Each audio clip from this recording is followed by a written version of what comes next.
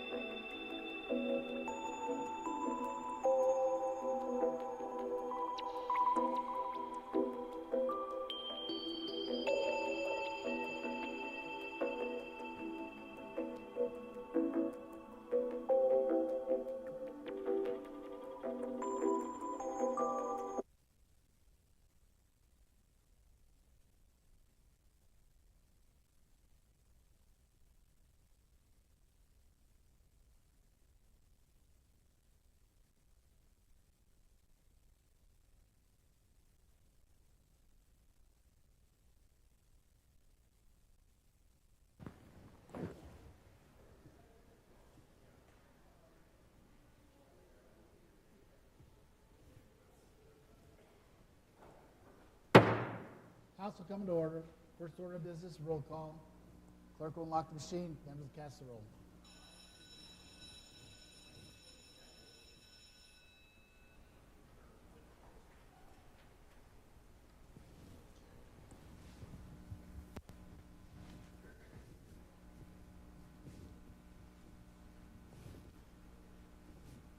Does every member voted? Clerk will lock the machine and record the roll. 68 present, 2 absent and excused. Majority being present, the House is now ready to do business. House will now advance the second order of business, prayer bar good chaplain Tom Doherty, followed by the pledges of allegiance provided today by House Page Bliss Miller from Rigby High School. Will our friends in the gallery please arise?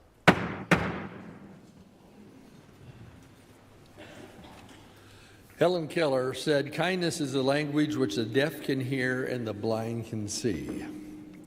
And Mark Twain said, "Kindness is a universal language that is comprehended beyond the boundaries." I have 2 short scriptures.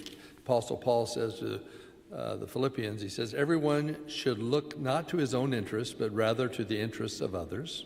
And the Apostle Paul says to the Romans in Romans 15:2, "Each one of us is to please his neighbor for his good, to build him up."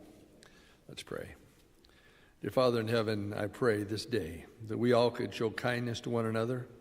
I pray, dear Lord, that we could build people up and encourage them, even when we don't agree. Help us never to hold on to animosity, but to have a genuine love for our fellow brothers and sisters. I pray we could be people who laugh together and cry together and pray for those we struggle with, and especially for those that are hurting due to various circumstances. Lord, be with those in this room that have recently dealt with loss in their families. Continue to give them peace each and every day. And Lord, continue to be with our friend, Representative Brooke Green, as she heals from her surgery. Surround her with your healing and your love. And Lord, bless her twin sister, Dawn, too, as she helps her. And thank you for the time she spent here. Continue to direct the leadership of this house and lead them in every way. And Lord, protect all of our folks as they travel home this weekend. In Jesus' name I pray. Amen. I pledge allegiance to the flag of the United States of America and to the republic for which it stands, one nation under God, indivisible, with liberty and justice for all.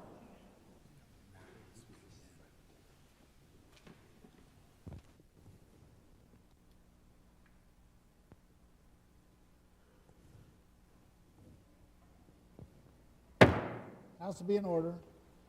House will now advance to the third order of business, approval of the journal. The House is at the third order of business. February 7th, 2025. Mr. Speaker, we, your Committee on Judiciary Rules and Administration, report that we have read and approved the House Journal of the 32nd Legislative Day and recommend same be adopted as corrected. Moved by Skog, seconded by Gannon. Good lady, you need to go back to your seat while we're doing the motion, please.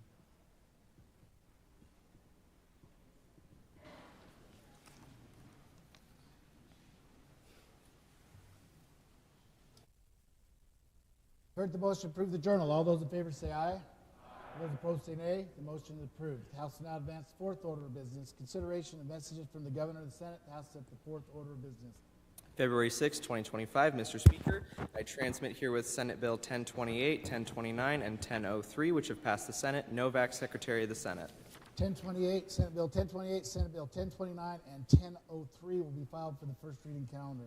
February 6, 2025. Mr. Speaker, I return herewith House Concurrent Resolution 3, which has passed the Senate. Novak, Secretary of the Senate. House Concurrent Resolution 3 will be referred to the Judiciary and Rules and Administration Committee for enrolling. The House will now advance to fifth order of business. Report of standing committees. The House at the fifth order of business. February 7th, 2025. Mr. Speaker, we, your Committee on Judiciary, Rules and Administration, report that we have printed House Concurrent Resolutions 6 and 7, House Resolution 5, House Bill 149, 150, 151, 152, 153, 154, 155, 156, 157, 158, 159, 160, 161, 162, 163, 164, 165, 166, and 167. Skog, Chairman. House Resolution 5 will be filed for the second reading calendar. House Concurrent Resolution 6, House Bill 166 and 167 will refer to the State Affairs Committee. House Concurrent Resolution 7, House Bill 149, 151, 152, 153, and 154 refer to the Business Committee. House Bills 150 and 165 will refer to the Revenue and Taxation Committee. House Bills 155, 156, 157, 158, and 159 will refer to Judiciary Rules and Administration Committee. House Bill 160 will refer to the Commerce and Human Resources Committee. House Bill 161 will refer to the Resource and Conservation Committee. House Bills 162, 163, and 164 will refer to the Education Committee. February 6, 2025. Mr. Speaker, we, your Committee on Health and Welfare, report that we have had under consideration House Bill 59 and recommend that it do pass. Vanderwoude, Chairman. House Bill 59 will be filed with the second reading calendar. February 6, 2025. Mr. Speaker, we, your Committee on Local Government, report that we have had under consideration House Bill 104 and recommend that it do pass. Ehart, Chairman. House Bill 104 will be filed for the second reading calendar. February 6, 2025. Mr. Speaker, we, your Committee on Environment, Energy, and Technology, report that we've had under consideration House Joint Memorial 2 and recommend that it do pass. Barbieri, Chairman. Yes. House Joint Resolution 2 will be filed for the second reading calendar. February 7th, 2025. Mr. Speaker, we, your Committee on Education, report that we have had under consideration House Bill 141 and report it back to be placed on general orders. Pickett, Chairman. House Bill 141 will be placed on general orders. Without objection, the House now advanced seventh order of business. Motions, memorials, and resolutions. The House is at the seventh order of business.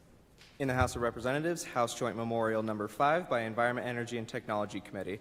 A joint memorial to the Senate and the House of Representatives of the United States in Congress assembled, to the congressional delegation representing the state of Idaho in the Congress of the United States, and to the President of the United States. House Concurrent Resolution Number 8 by Environment, Energy, and Technology Committee, a concurrent resolution stating findings of the legislature, requesting certain state and local government involvement, and expressing opposition over the Bureau of Land Management's approval of the Lava Ridge Wind Energy Project. House Joint Memorial 5, House Concurrent Resolution 8 will refer to Judiciary Rules Administration Committee for printing. The House will now advance to eighth order of business. First reading in reference of bills and joint resolutions. The House at the eighth order of business. In the House of Representatives, House Bill Number 168 by Appropriations Committee relating to the Cybersecurity and Resiliency Fund, amending Chapter 8, Title 67 Idaho Code by the addition of a new section, 67838 Idaho Code, to provide for the Cybersecurity and Resiliency Fund and declaring an emergency and providing an effective date.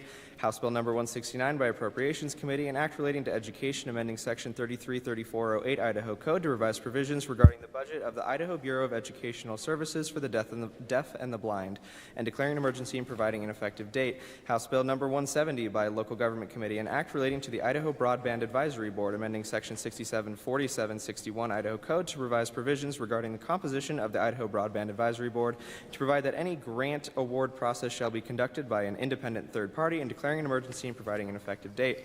House Bill 171 by Local Government Committee, an act relating to watercourses and port districts, amending Section 702201 Idaho Code to revise provisions regarding county-based or city-based intermodal commerce authority, amending Section 702206 Idaho Code to revise provisions regarding general powers of a county-based or city-based intermodal commerce authority to make a technical correction, amending Chapter 22, Title 70 Idaho Code by the addition of a new Section 702214 Idaho Code to establish provisions regarding publication of proceedings, authorizing revenue bonds, and declaring an emergency and providing an effective date. House Bill 172 by Local Government Committee, an act relating to the Open Meetings Law, amending Section 74204 Idaho Code to establish provisions regarding multiple agenda items on an agenda, declaring an emergency and providing an effective date. House Bill number 173 by Agricultural Affairs Committee, an act relating to alfalfa and clover seed, amending Section 224204 Idaho Code to expand the composition of the Commission to make technical corrections, amending Section 224210 Idaho Code to increase the assessment of alfalfa and clover seed and to make technical corrections, amending Section 224216 Idaho Code to revise a provision regarding an increase in assessments and declaring an emergency and providing an effective date.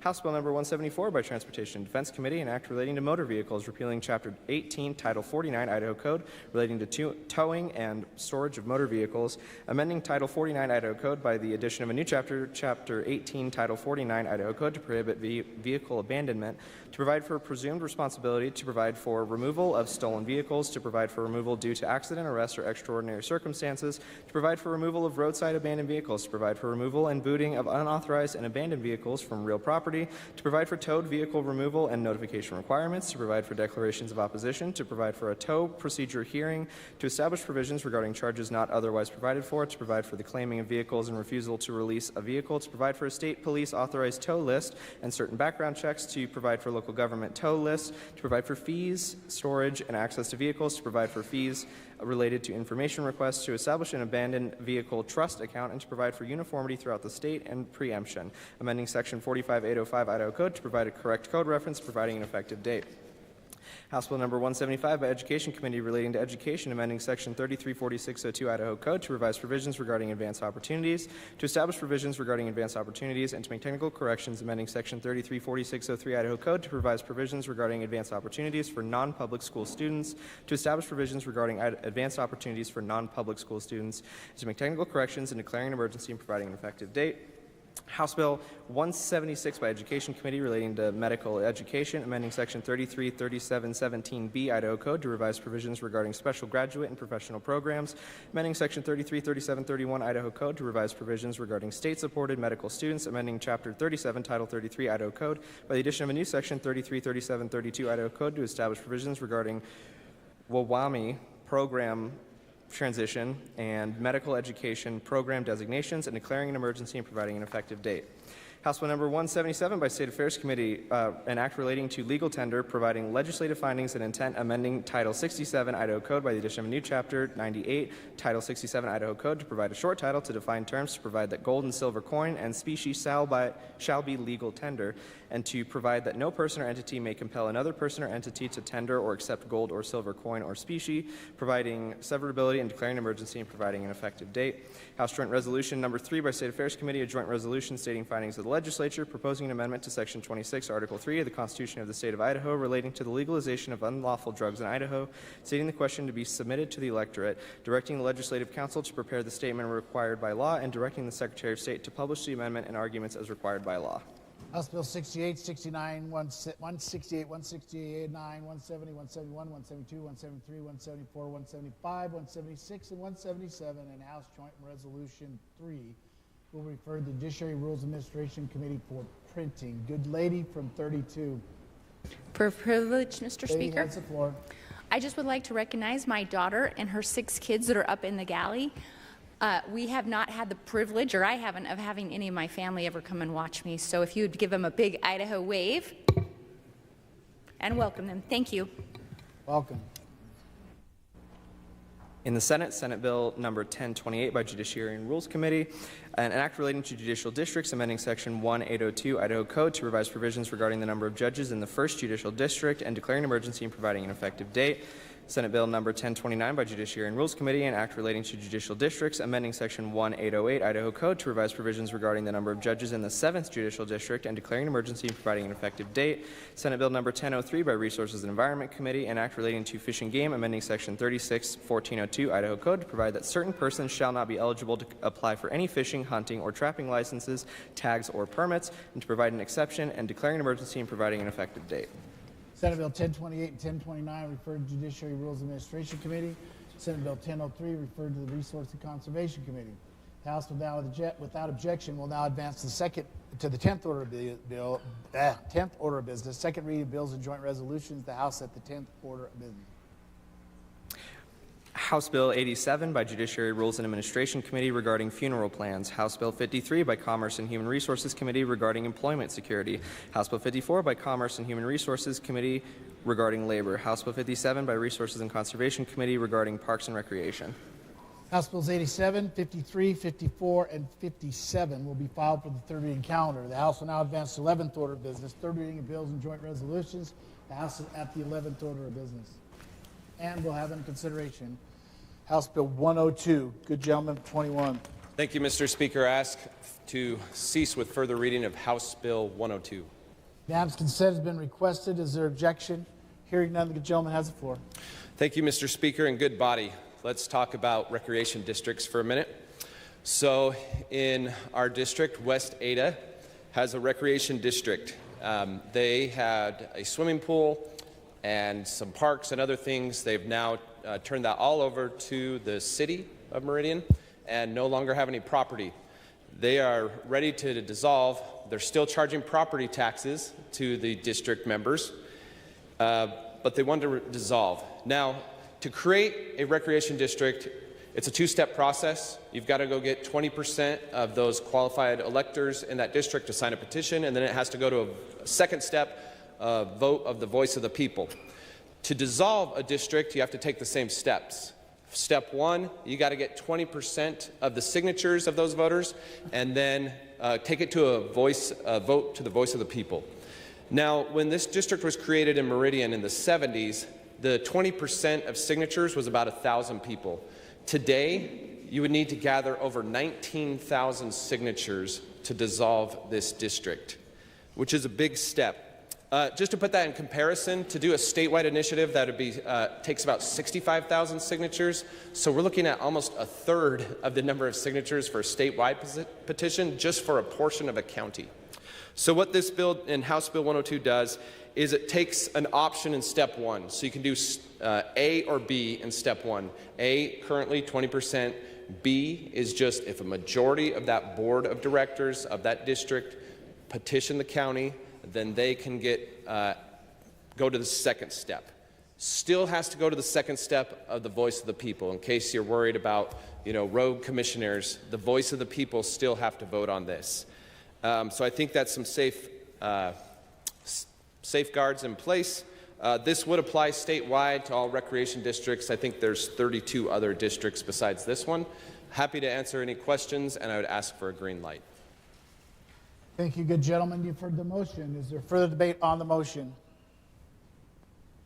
Hearing none, the gentleman 26. I'd like to debate the motion. The gentleman has the floor.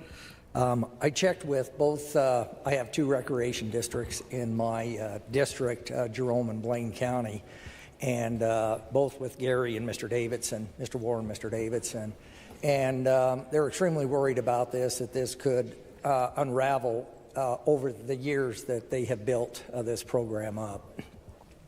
Last year, they've had over 750 kids in the swimming program, 120 senior citizens, 3 times a week that participate in I guess, Silver Sneakers there in Jerome and are part of that. Over 1,300 kids, youth, have participated in the baseball, basketball programs, football, flag football that they have. Up in Blaine County, over 600 young youth have participated in the programs from baseball, basketball. They've had also over 3,000 Nordic ski passes that they've sold. And I really worry that if this were to come about, I worry about losing those two districts and the value that those districts bring into my community. Thank you. Thank you, gentlemen. For debate on the motion. Gentleman 26 Mr. Speaker, for debate, please. has the floor. I share the same district as my compadre here. The concern is for almost no turnout in local district elections. I think in Jerome's entire history of their rec district, there's been one contested election. And the heartburn is that for a movement of just a few people to jump in and get it on the ballot to dissolve a district with nobody really knowing about it. So I like the issue of they go out the same way they came in.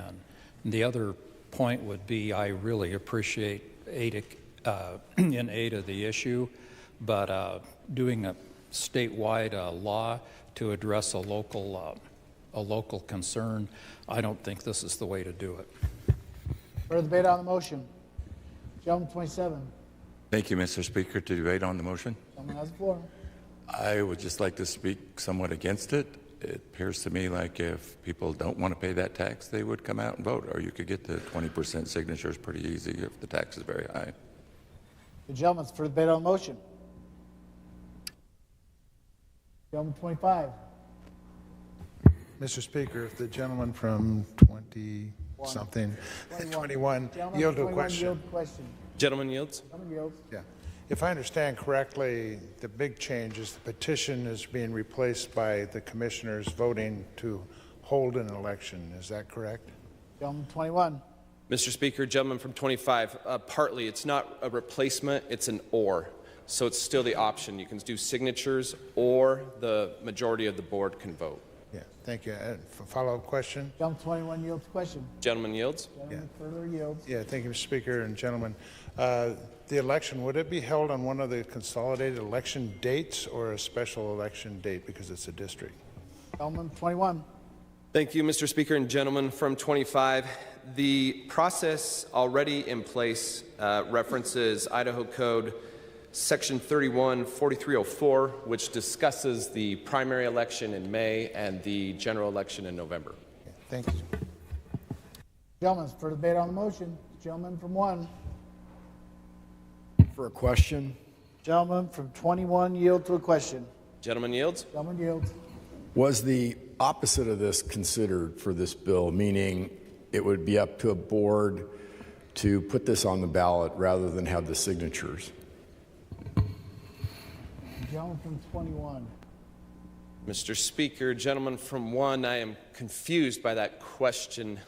This allows for both signatures or the majority of the board, so they are both an option in this bill.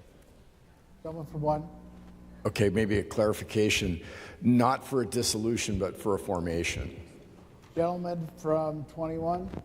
Thank you, Mr. Speaker, and gentleman from 1. I'm not touching the changing the formation, but it is still the same process of signature gathering and then a vote.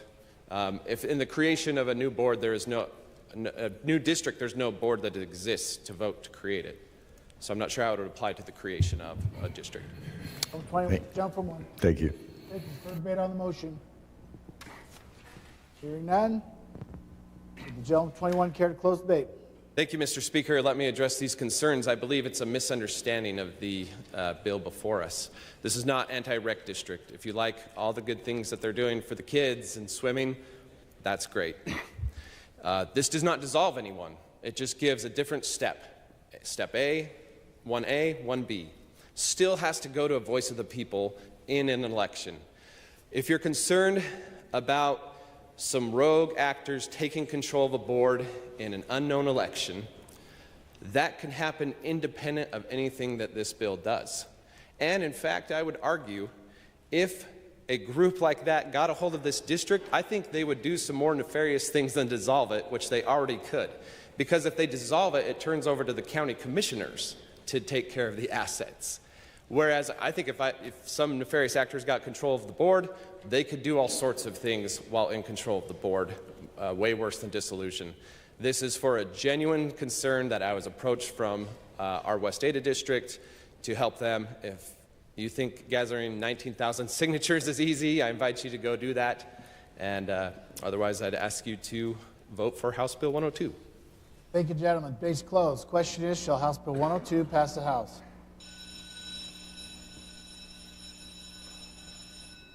Clerk will lock the machine. Members will cast their votes.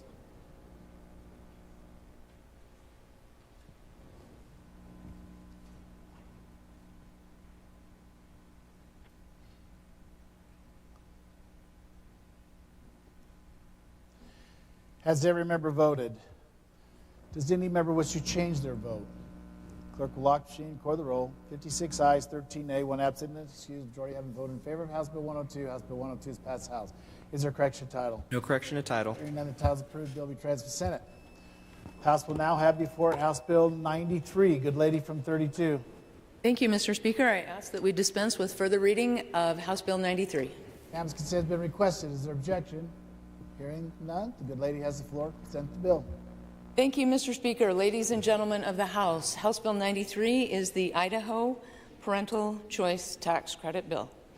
Many of you know or are about to learn that I first ran for elected office because I care about every single child having the opportunity for an excellent education no matter where they're learning.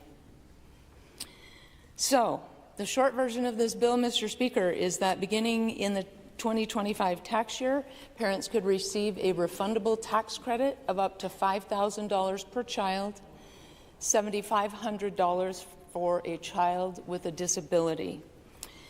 Eligible students are full-time Idaho residents from the age of 5 to 18, except for students with disabilities, which is the age of 5 to 21. A credit cannot be claimed for any semester in which the student is enrolled either full or part-time in a public school. Part-time in Idaho is defined as 2.5 hours. So if you're a homeschool student taking 1 or 2 courses at your public school for choir, orchestra, or shop, ballroom, that's still allowed under this bill. Qualified expenses do include K-12 tuition and fees for attending a non-public school, tutoring, nationally standardized tests, assessment for college admission, AP, and textbooks, curricula, and specific transportation costs to and from an academic instruction setting. So as with public schools and non-public school students right now, per current law, students must receive instruction in English, math, history, and science. It's existing law. And these families that apply to receive this refundable tax credit, families below 300% of the federal poverty limit get first priority on the tax credit. That's about $95,000 gross, about $65,000 roughly for adjusted gross. And if there are funds left over after those students below the 300% level of the federal poverty limit, then it will be open to families of any income.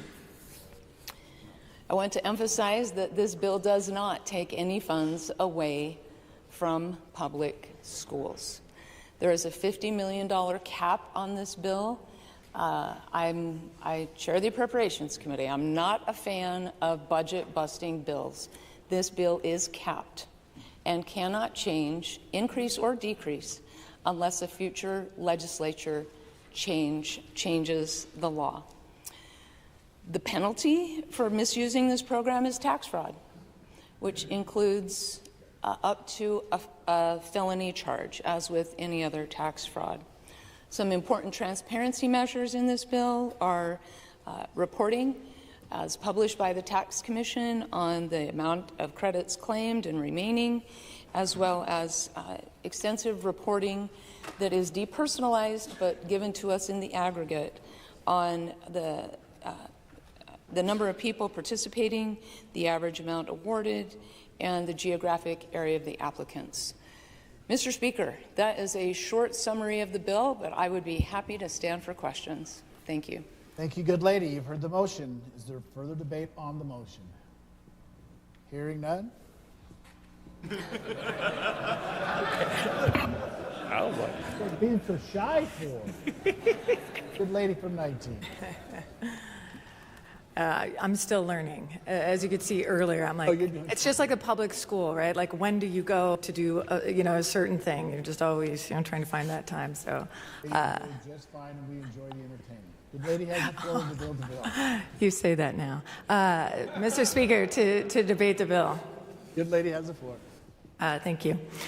In front of you today are examples of private schools in Idaho and their honest assessment of what they are able to provide as far as students with individualized needs. These schools cannot, and in many cases will not, provide certain individualized education for our students.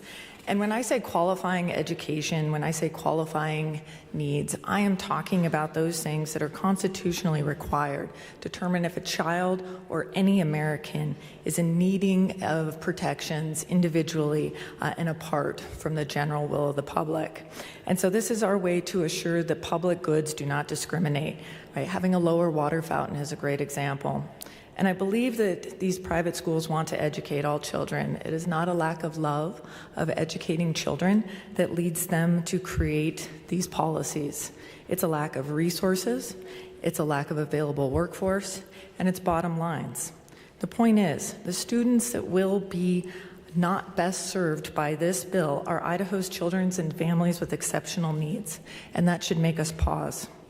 To admit that a child has a need that is different and unique, like a visual impairment or a young child that's had multiple concussions due to playing sports, to admit a child should be educated differently than their peers for any reason means that the constitutional requirement is that we must provide an equal opportunity when education comes into play. And thank goodness, because just as the good lady from 33 reminded us earlier in the week, the value of Title IX in mandating schools provide an opportunity for women and girls to play sports, so too does the Constitution require us to provide an equal opportunity to educate all children, whether they are experiencing a learning disorder like dyslexia or a genetic diagnosis like MS, simply learning how to behave appropriately in society.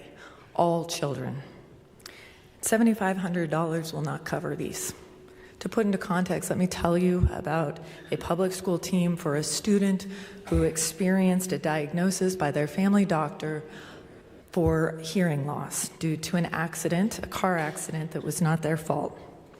To make sure that the student and family knew that they were every bit a part of our community, an educational support team is created.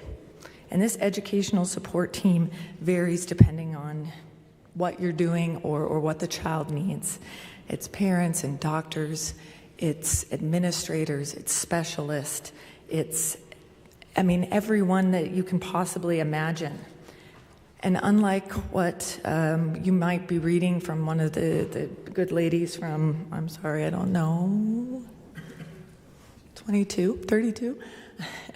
24, put out, school districts are required, if a family cannot afford a specialist, to provide a specialist, neurologist, specialists in hearing and mobility, in order to make sure that every child is served. And so this young student that came with a hearing impairment due to an accident that was not their fault came from one of the private schools, one of the very elite, wonderful, long-standing private schools in this valley, who could not afford to give them the kind of educational needs that they needed. And so for an entire year, I wore a microphone every single day that was attached to hearing aids to make sure that that child could hear. Just one of the 160 children I see every day. Of course, a parent wants a child to succeed more than anyone else. As a good gentleman from 22 has said time and time again, but parents need support. And that is the job of an Idaho publicly funded school, to support every child, every family, no matter what.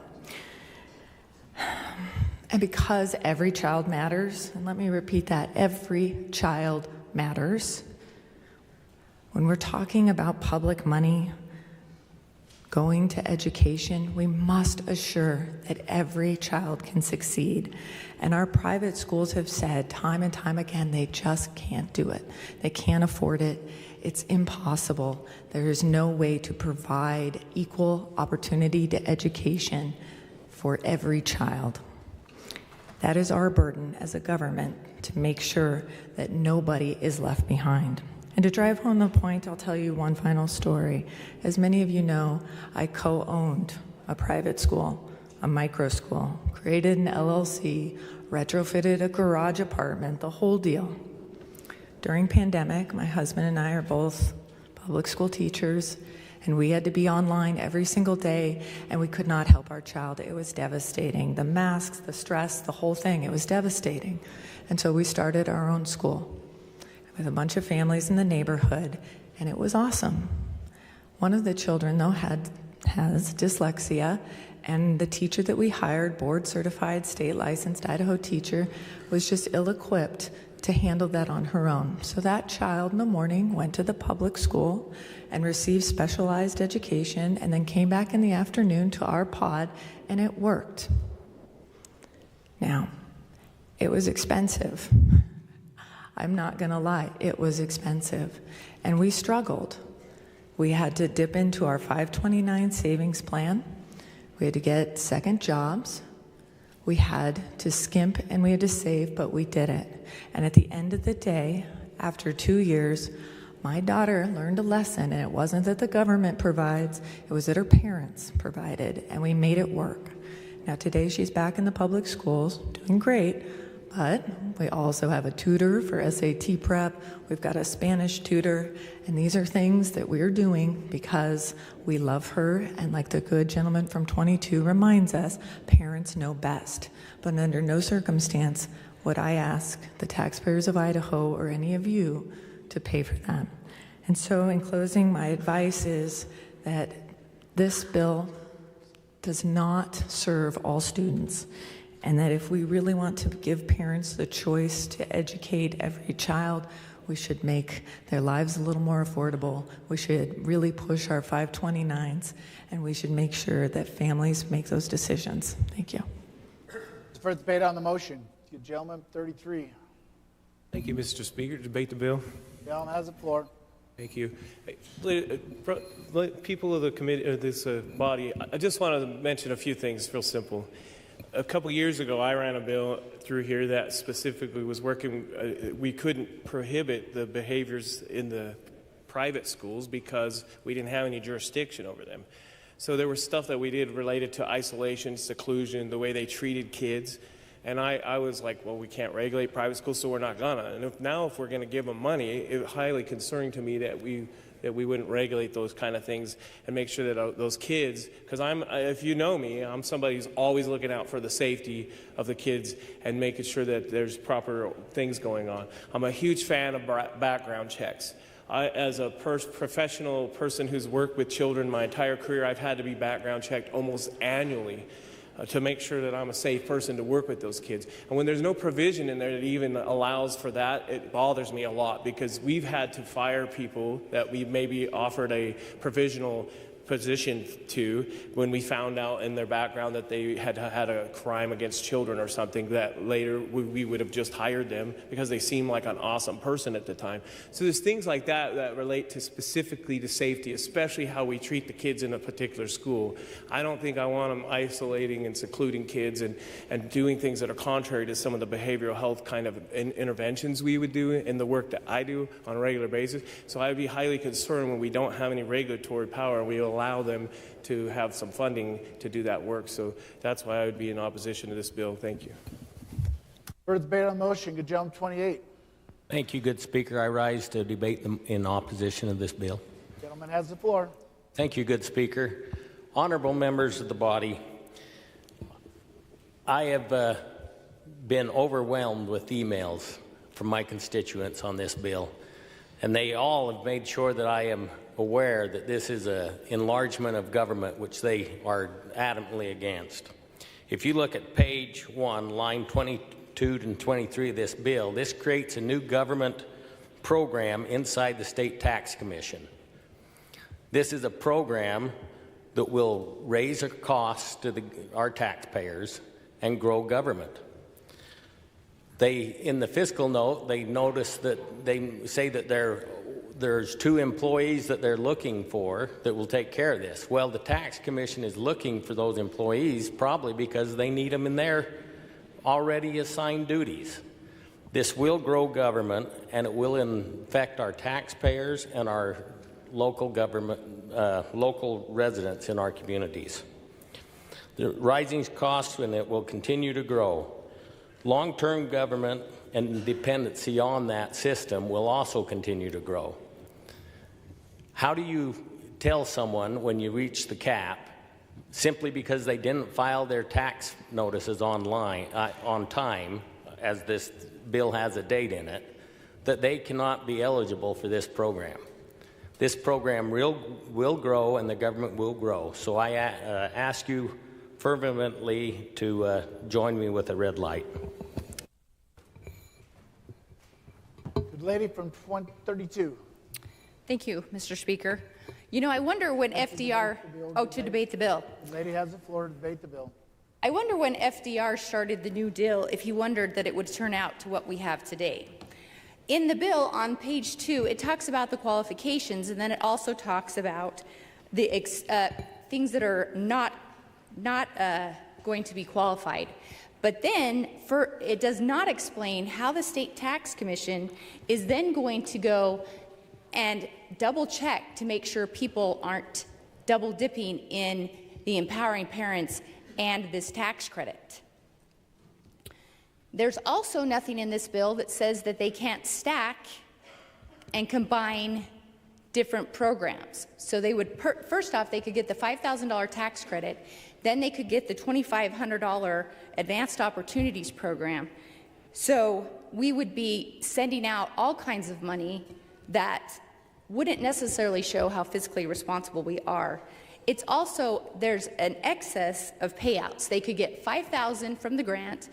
A family of 3 could get $5,000 for each child from the grant. They could get the empowering parents, because there's no mechanism to make sure that they're not doing both. Then they could get $2,500 for the advanced opportunities. So a family with 3 children could get over $25,000 of our tax dollars just for their children. This bill has a lack of oversight. I think we need to be very careful that we stop triple dipping and we make sure that there are appropriate guardrails in this bill to make sure that the taxpayers are protected, because that is one of our responsibilities. I would submit to you that this is a bill that could create a huge problem with fraud. There's nothing conservative in this bill, and I hope that you'll join me in voting against House Bill 93. Third debate on the motion. Good gentleman from 14. Yes, thank you, Mr. Speaker. Debate in favor. Gentleman has the floor. Thank you. I think there's been some interesting points actually made at this point in time within the debate. We have talked about the equal opportunity from the good lady from 19, as well as the destruction that was done of COVID-19. Well, I've been a blessed person I've been blessed in my life when it comes to the financial aspect. I've been able to actually make choices that a lot of other people have not been able to make. And I've been able to put my kids through private school almost their entire lives. We've tried public school. I can tell you from what it met with my family, it just did not seem to work out very well. We attempted a charter school at one point in time, thinking that those might be a good fit, and they honestly were not a good fit for my family. And I was blessed to be able to make that choice, but not every family is actually blessed to be able to make that choice. Now we're talking about taxpayer money, and we're talking about accountability. It is their money. This isn't a government program we're actually spending on. We're actually giving it back to the people of Idaho. That is their money. And I think that's a misnotion that we're actually having, that all of a sudden we're now protecting their money in some way. No, this is their money that we're saying that they have the right to actually go decide what they actually want to do and how they want to educate their kids. What we've seen during the destruction of COVID-19, we didn't get to see as a family, for my family, because where we were at school, they didn't miss a beat. We didn't have to wear masks. We didn't have to deal with any of the other stuff. We really didn't even have a problem that actually went on. It was like normal life. And where all the other kids that that live around us, it was mass chaos. Kids run around the neighborhood all the time. Parents are trying to figure out how to not work to watch their kids, and our kids got actually educated during that. So to say that I am the only one that, because of that, I've been financially able to be able to do this is ridiculous, because it is not a choice that just me as somebody that has the ability financially to be able to make this decision. It should be any person in the state of Idaho that has kids should be able to make that decision for themselves on where they want to send their kids and what type of education they actually want to have their kids have. So for that, I'd say this should get your green light easy, and please pass this bill. Thank you. Further debate on the motion. Good gentleman from 11. Thank you, Mr. Speaker. To debate the motion. Gentleman has the floor. Thank you. So to reflect the opinions and comments from the good gentleman from District 28, I echo many of those sentiments. I feel my main objection with this bill is that it takes the role of government out of its proper role and expands it into the sphere of privatized education and putting more control over that, and I have an issue with that. I feel like the bill is, I hate to use the words, but I feel like it's another type of a social welfare program.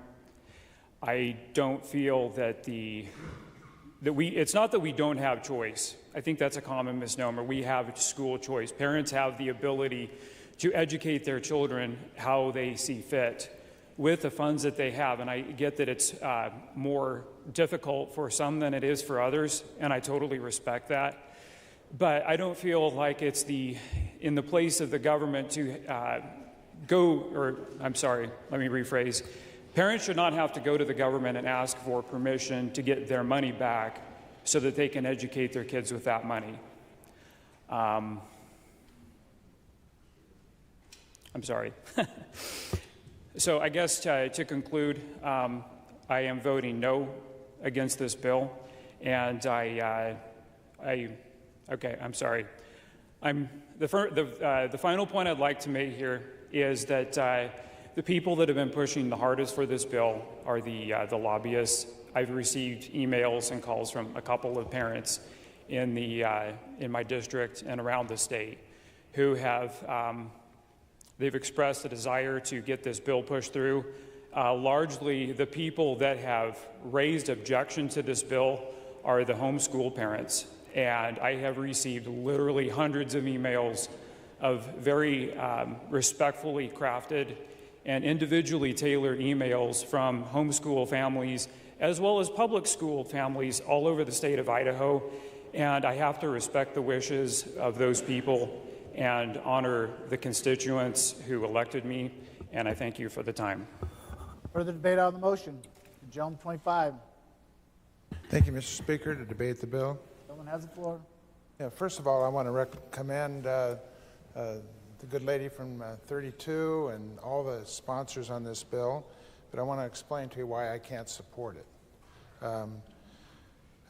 This week, a supporter of the bill came to me and asked me, do you support school choice and House Bill 93?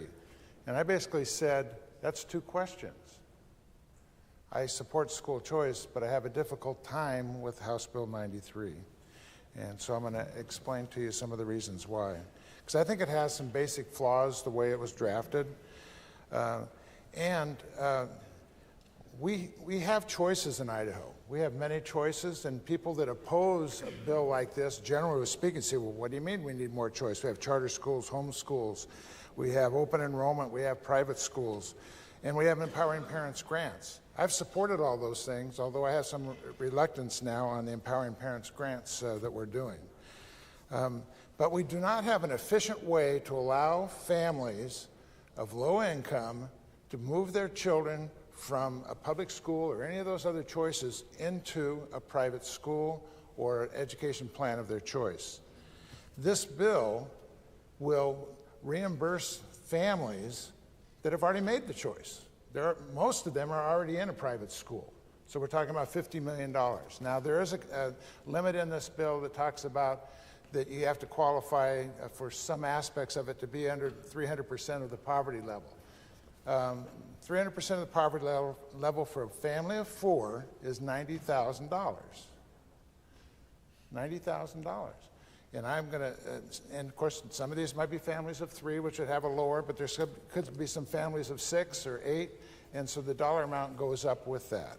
And I don't have a problem with having some form of a means test, because I think that was a good decision by the sponsors of this.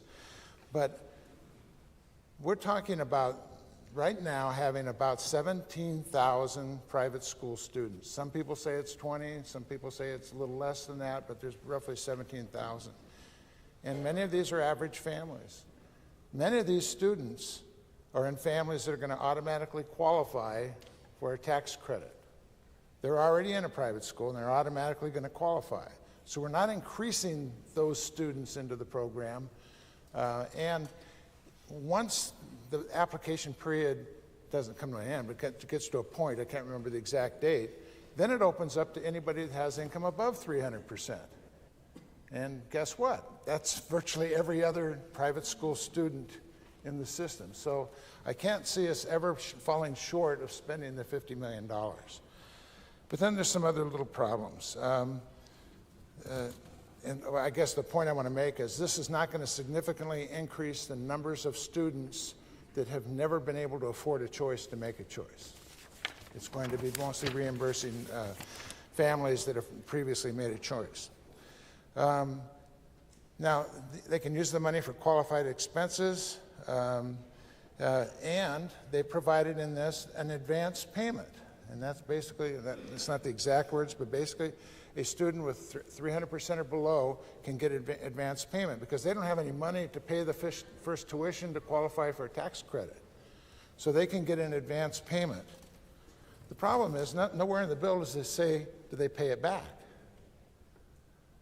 That same student family can use the advance payment and then qualify for a full $5,000 tax credit in that tax year, and then get that tax credit. But it doesn't require them to use that money to repay the advance. Now, if you're an employer and one of your employees comes to you and says, hey, I get paid in 2 weeks, but can I get an advance on my check? You know what that means. That means that you have to pay it back. It's going to come out of your check. Excuse me. In this case, there is no provision for that. So I had a nice conversation with another gentleman that's very supportive of this bill yesterday, and he says, oh, it's not an advance, it's a grant. And I said, well, it doesn't say it's a grant. You know, he says they don't have to pay it back. And I said, well, where in the fiscal note does it say there's $50 million of tax credits and so many millions of dollars of advances? So I have a little bit of a problem with that. And I think it could have been technically written a little bit differently, but the advance payments is it's a good option if we're going to do this. But we might as well say them. They're a gift. They're a grant. It's something that's never going to be paid back. If we look at the numbers of students out there, private school students, there's roughly 17,000, as I mentioned. If we take half of those students, that might be a little high, but we took half of those students and said they're going to qualify for one of these tax credits. That's going to, at $5,000, that's $42.5 million. So that means that there's $7.5 million for everybody else.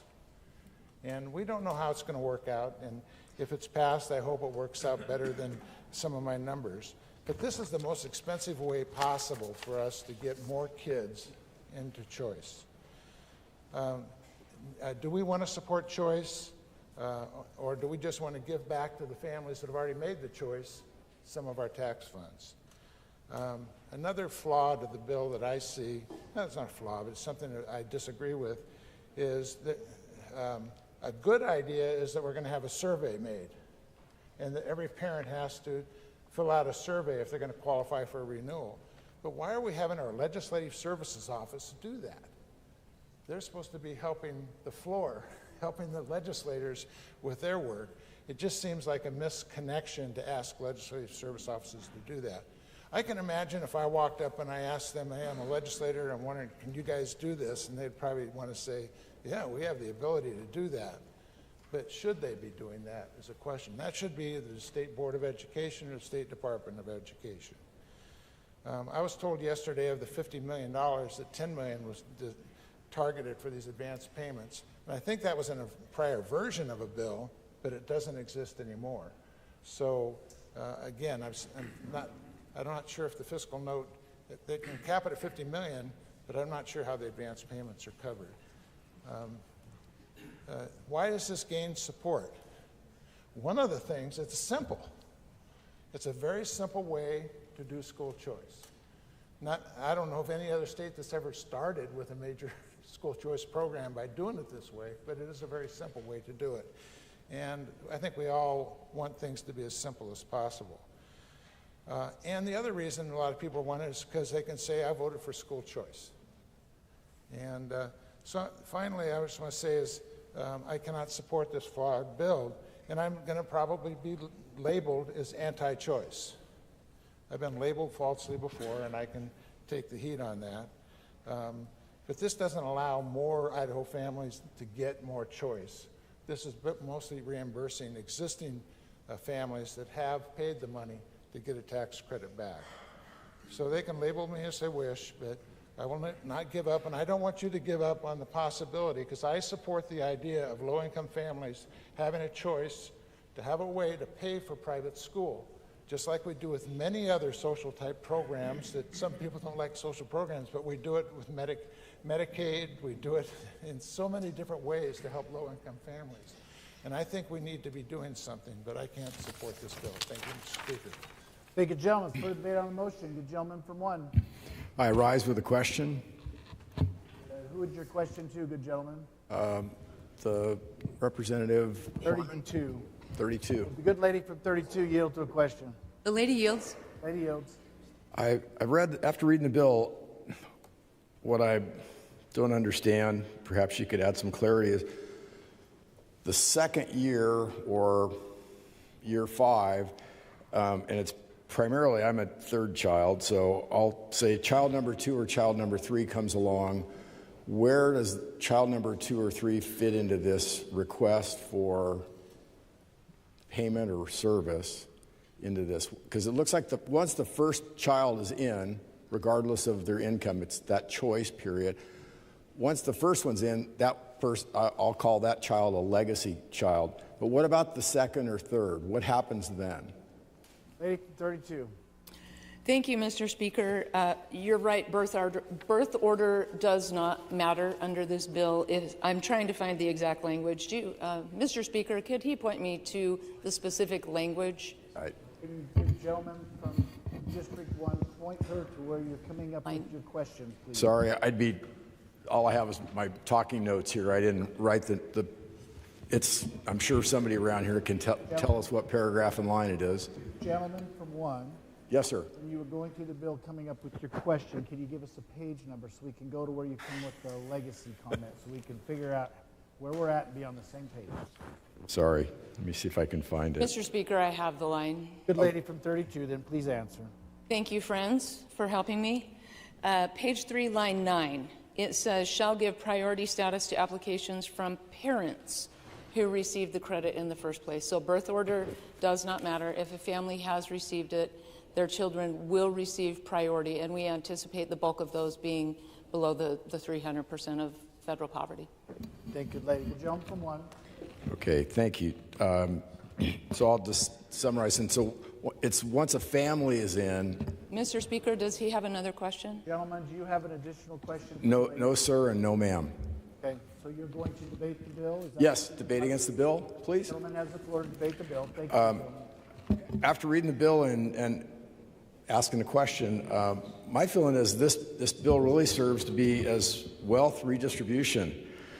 I've heard got a lot of messages from home, got a few phone calls, but out on the trail, I also get a lot of comments from seniors that they're really tired of paying to educate someone else's kids.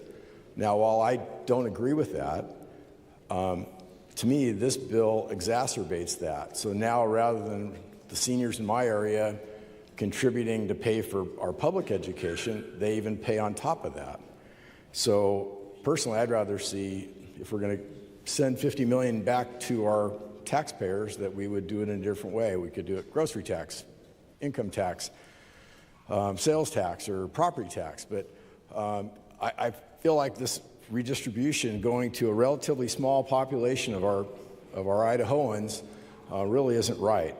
It does serve as a subsidy, and I would also note, a number of years ago, our federal government sent a lot of people checks. I didn't get one, but I think many would say in our economy it really exacerbated our inflation.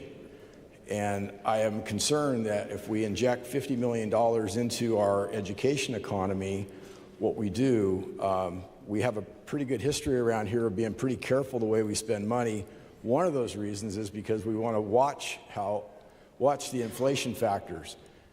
In this case, we insert $50 million into a system, and I'm concerned. I have had a couple calls from home of people saying, hey, what's this going to do to my private tuition? They're already in there.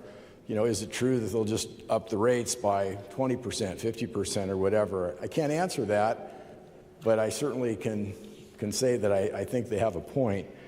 I'm aware that our federal government is actively working on this now, almost on a day-by-day basis. My feeling is we have a long session ahead of us. Some say till June, maybe July. I'm not really sure. But I do know that we have the mindset in here that we can move quickly. I've watched the speaker run the board and run this system well, and that is not sarcastic or cynical, sir. But my point is we can get a lot of stuff done relatively quickly. My concern is this issue really, I'm wondering if really this issue is ripe and that we've really sorted it all out. So to me, I think we're running a little too far ahead of schedule. You know, February and March have lots of time in them, April if need be, but anyway, I'm just concerned about that as well. So with that, I'm a red light on this one. Thank you. For debate on the motion, good gentleman, 27. Thank you, Mr. Speaker. To debate the bill. Gentleman has the floor. Thank you, Mr. Speaker. You know, as the House Education Chair, a lot of people come up to me and they say, why is a legislator from a rural public school area would you support this bill? And that's a great question, and one that I've thought about a lot. And I think the representative, the good gentleman from one, maybe even indicated some of the reasons why I support this bill, because the allegation is made that perhaps this bill's wealth redistribution, or I've even heard the term welfare used from time to time. The fact of the matter is that rural public schools cost more to run per student than urban public schools. I certainly hope that the implication wouldn't be made that me or my children have received wealth redistribution or welfare to be educated in a rural public school.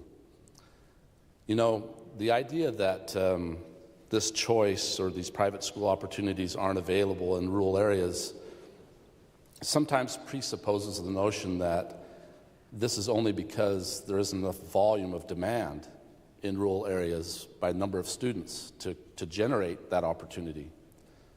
But I would also assert to you that it may also be that there's maybe perhaps a greater satisfaction in rural public schools for the services that are given to their students, a greater cohesiveness.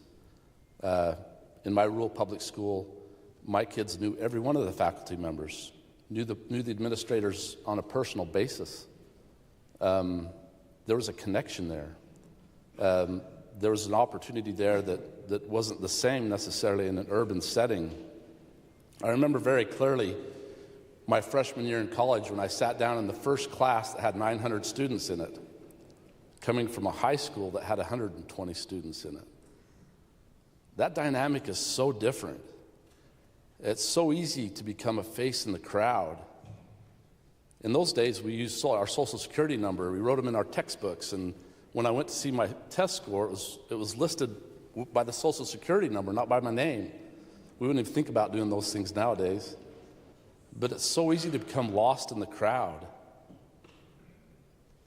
And when I think about the fact that I do need perhaps a little bit more funding in my rural public school than the urban setting, I also think that maybe I ought to be cognizant of those needs in those larger schools to students that fall through the cracks, that maybe aren't noticed on a daily basis because the ability or the capacity just isn't there in that type of a setting to recognize the need that the parents see when those kids come home from school and their needs aren't being met.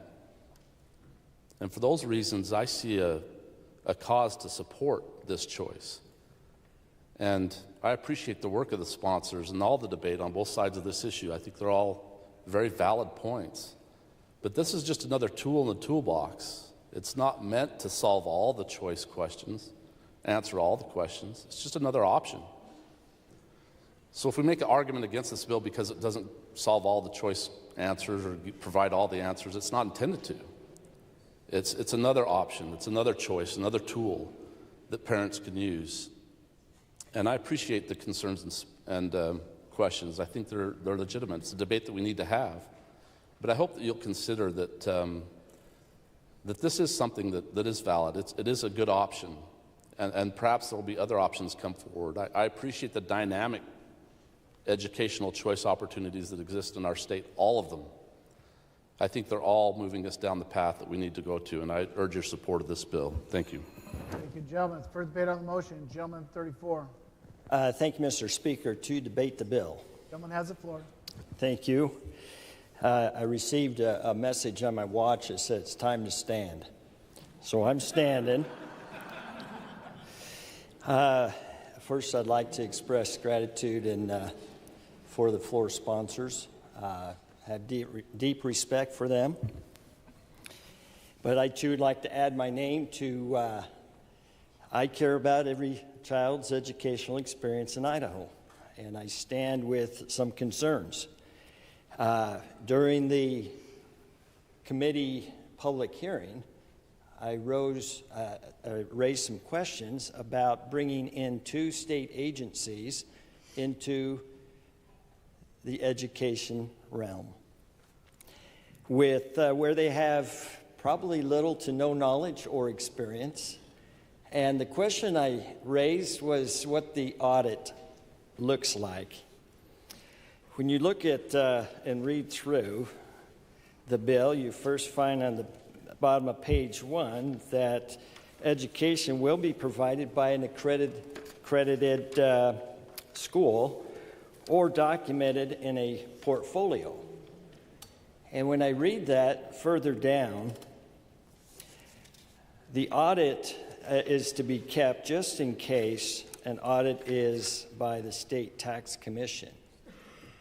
Now, when I read that, not only are we asking the State Tax Commission to audit qualified receipts, we're also asking them to audit a documented portfolio on students' growth, again, to where they have little to no experience. After further study of the State Tax Commission, it is brought to my attention that 2% of the audits are done annually on tax returns. That's approximately 22,000 audits per year. Now think about that. Now we're asking them to expand that into the education of those that qualify for these public dollars to go to private schools. Furthermore, it's brought out that they would receive a $125,000 one-time allotment of for costs of programming and coding, and reallocates 2 existing full-time positions. 2 full-time positions for a new program. Doesn't specify what the qualifications of these 2 positions or employees would need, and it doesn't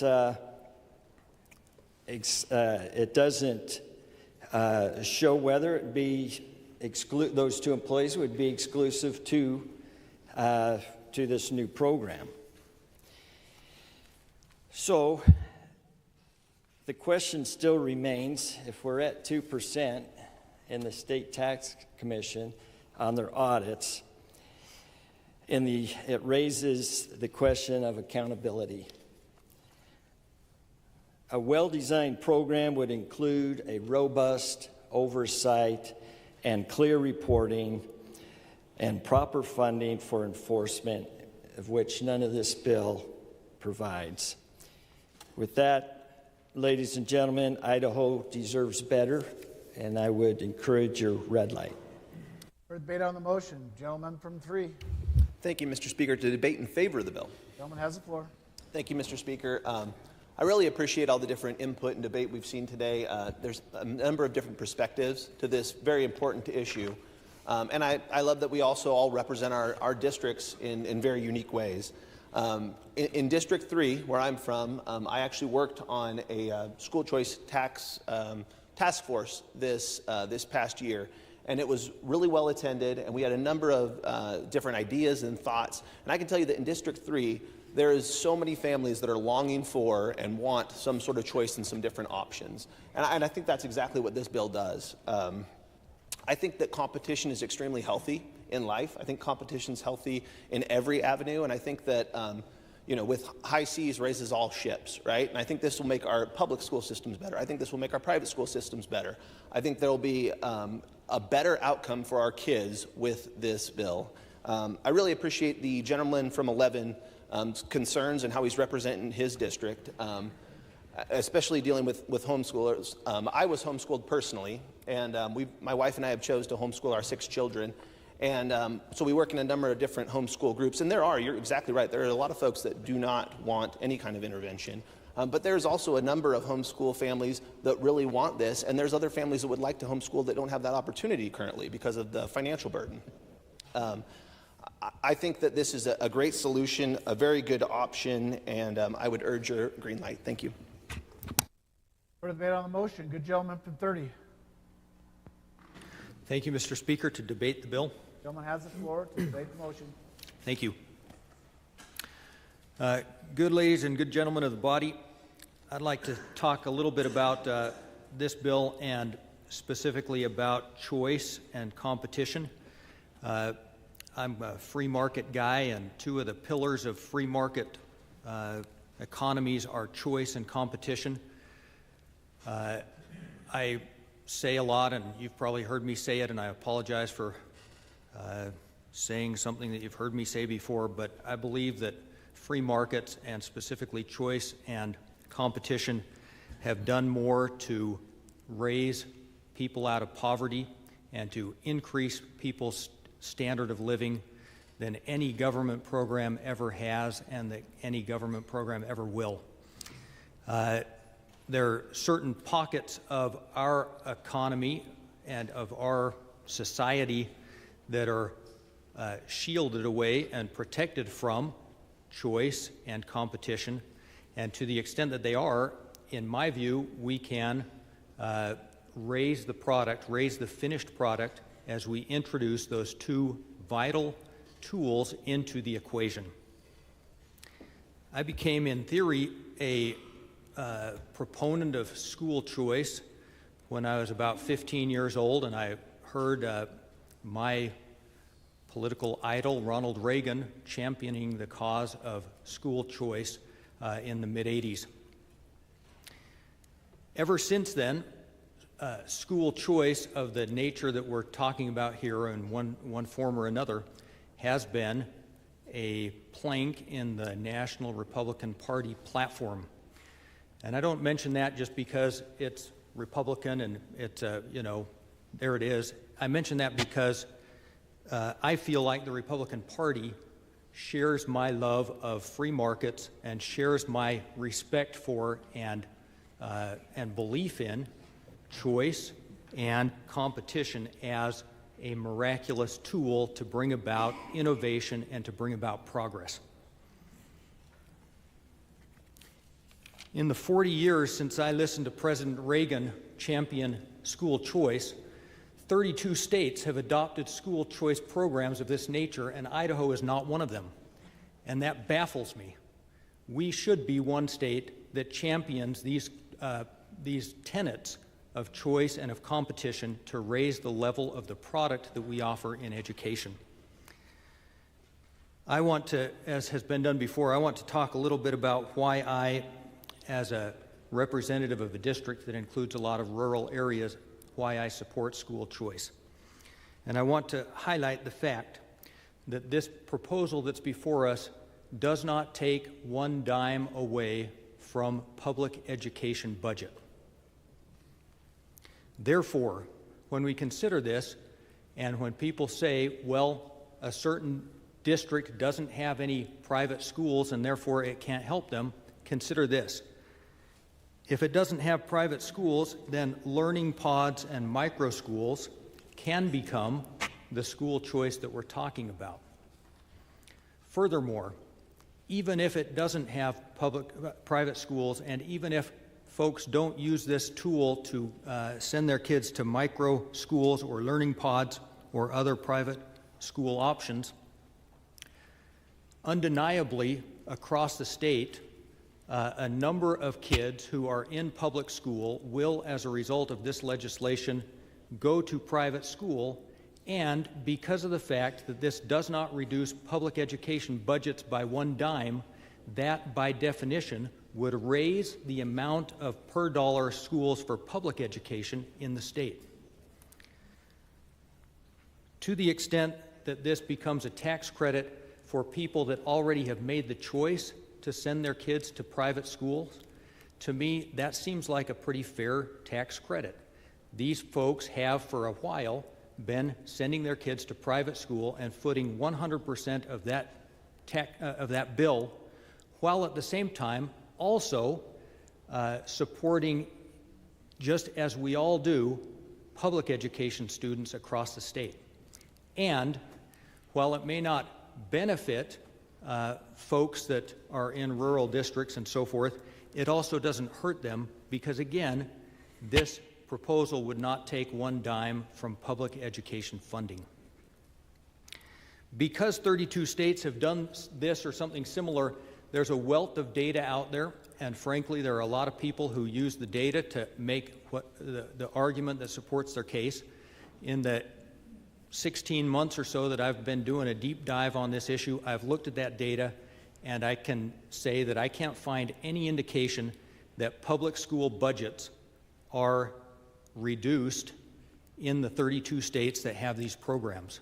And I think that it would be a mistake for us to buy into the idea that Idaho is going to be the first state that adopts school choice and then guts the public education budget.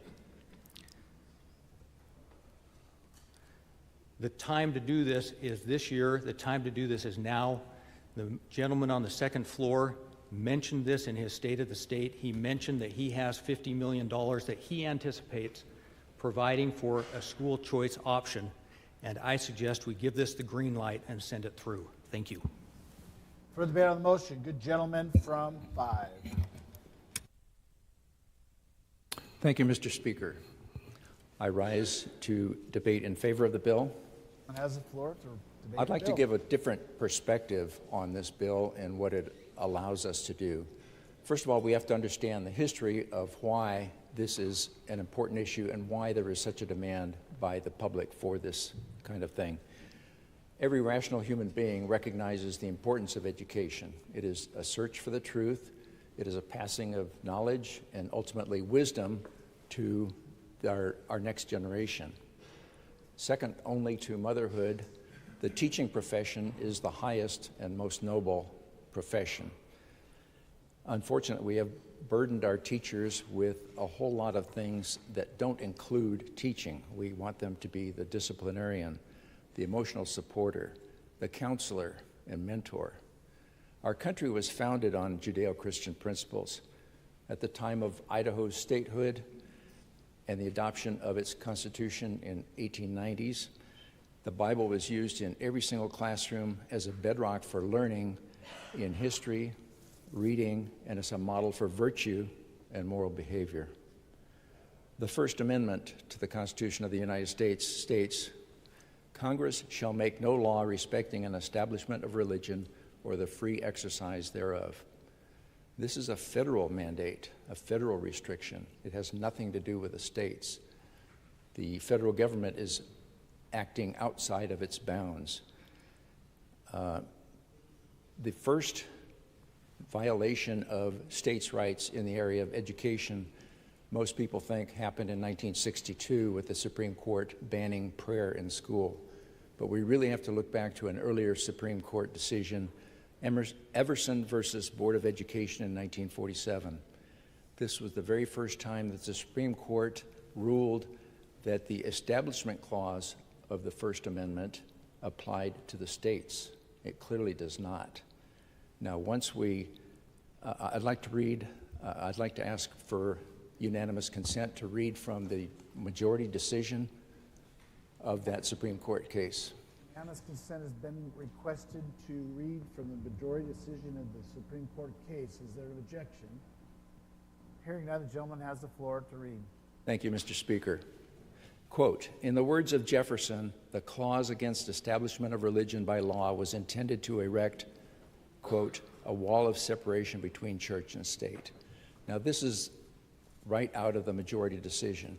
There is nothing in the Constitution that has a wall of separation between the church and the state. Everybody knows that this is a private letter that Jefferson wrote to the Danbury Baptists, and it is not to be found in the Constitution. And yet the court pulled that quote out and misrepresented it, and for the first time applied the Establishment Clause and its control over the states in the area of education. Now, unfortunately, the legal principle of stare decisis obligates courts in the future to depend on the precedents set by a previous court. So once this misguided principle was applied, we see the ball rolling down the hill with ever-increasing speed. In 1962, as we mentioned, the school prayer issue was addressed, and the Supreme Court banned the use of school prayer in school. And once again, they used the same words, the constitutional wall of separation between church and state. Once again, it's a false doctrine that was perpetuated by that 1947 decision. And then the ball kept rolling down the hill. In Stone versus Graham in 1980, the Supreme Court overruled a Kentucky law that required the Ten Commandments to be posted in every classroom. And then we saw what happened with the Roe versus Wade and the other court decisions against sodomy that were struck down in the state of Georgia. Now, the 10th Amendment states that the powers not delegated to the United States by the Constitution nor prohibited by it to the states are reserved to the states, respectively, and to the people. We have those rights, not the federal government telling us what to do. We have to remember that the federal government is the creation of the states. We are the masters, but unfortunately we have usurped our... Mr. Speaker, I would like to have a point of order that we are not debating the bill right now. We're debating a whole lot of other issues, and I think we need to keep our debate to the bill. Thank you. Good lady, I think the gentleman's talking about history, but I think he's bringing it right back to the bill real quick. Thank you, Mr. Speaker.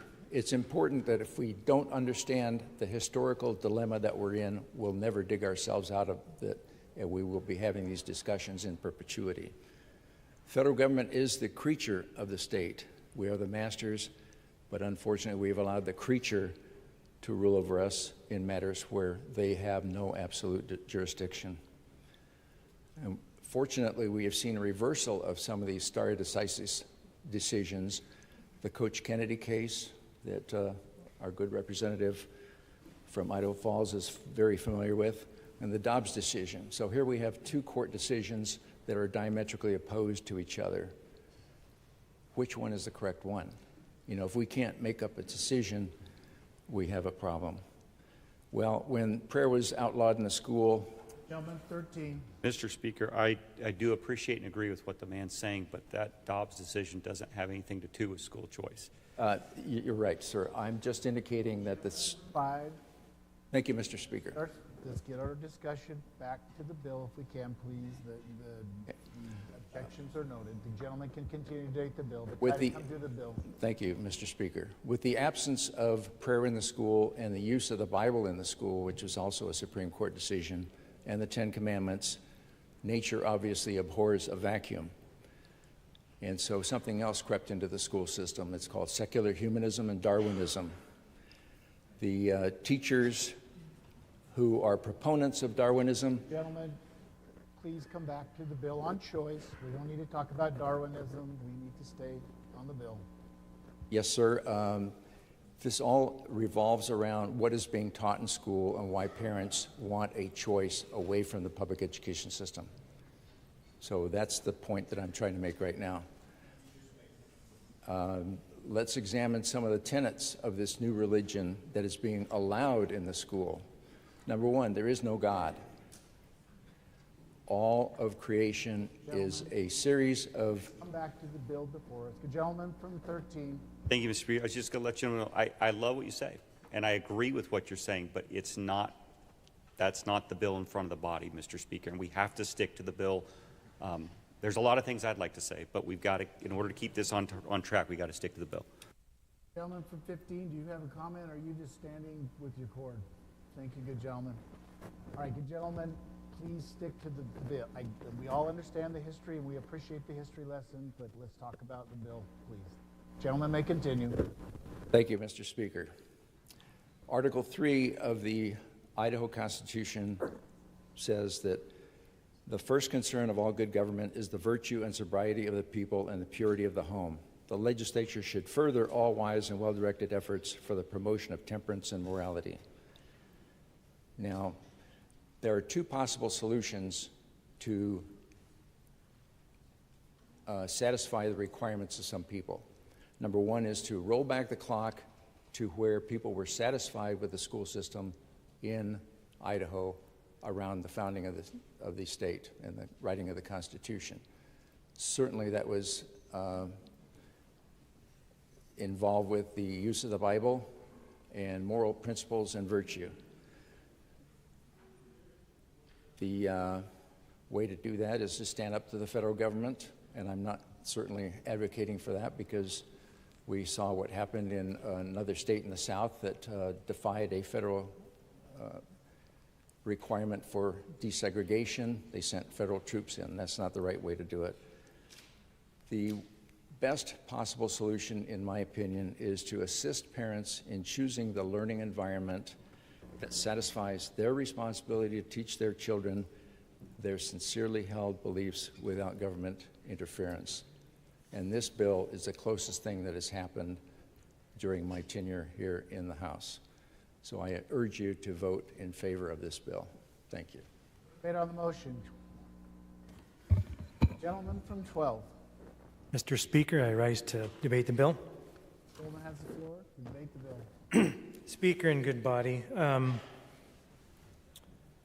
I too believe in school choice, and it's hard to have a debate with others who also believe in school choice, and I think that's probably how all of us feel in this room. When my children were very young, I was on the first charter school board in the state, in Nampa, if not the first, one of the first. And I truly believe in choice. I have for a long, long time, and it worked well.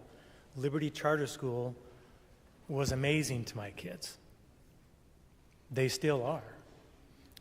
My daughter wants to be a teacher because of what she learned at charter school.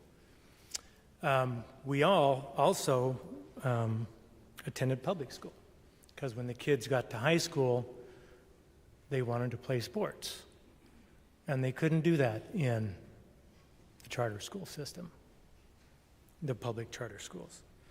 So we had that choice. We had a choice of moving them into one and into the other. I am happy with the sponsors that they brought this bill to us and that they've amended it from what it was last year. I still don't think it's a good fit for Idaho for a couple reasons. One thing that I appreciate is they've added the ability for most households to participate in the plan.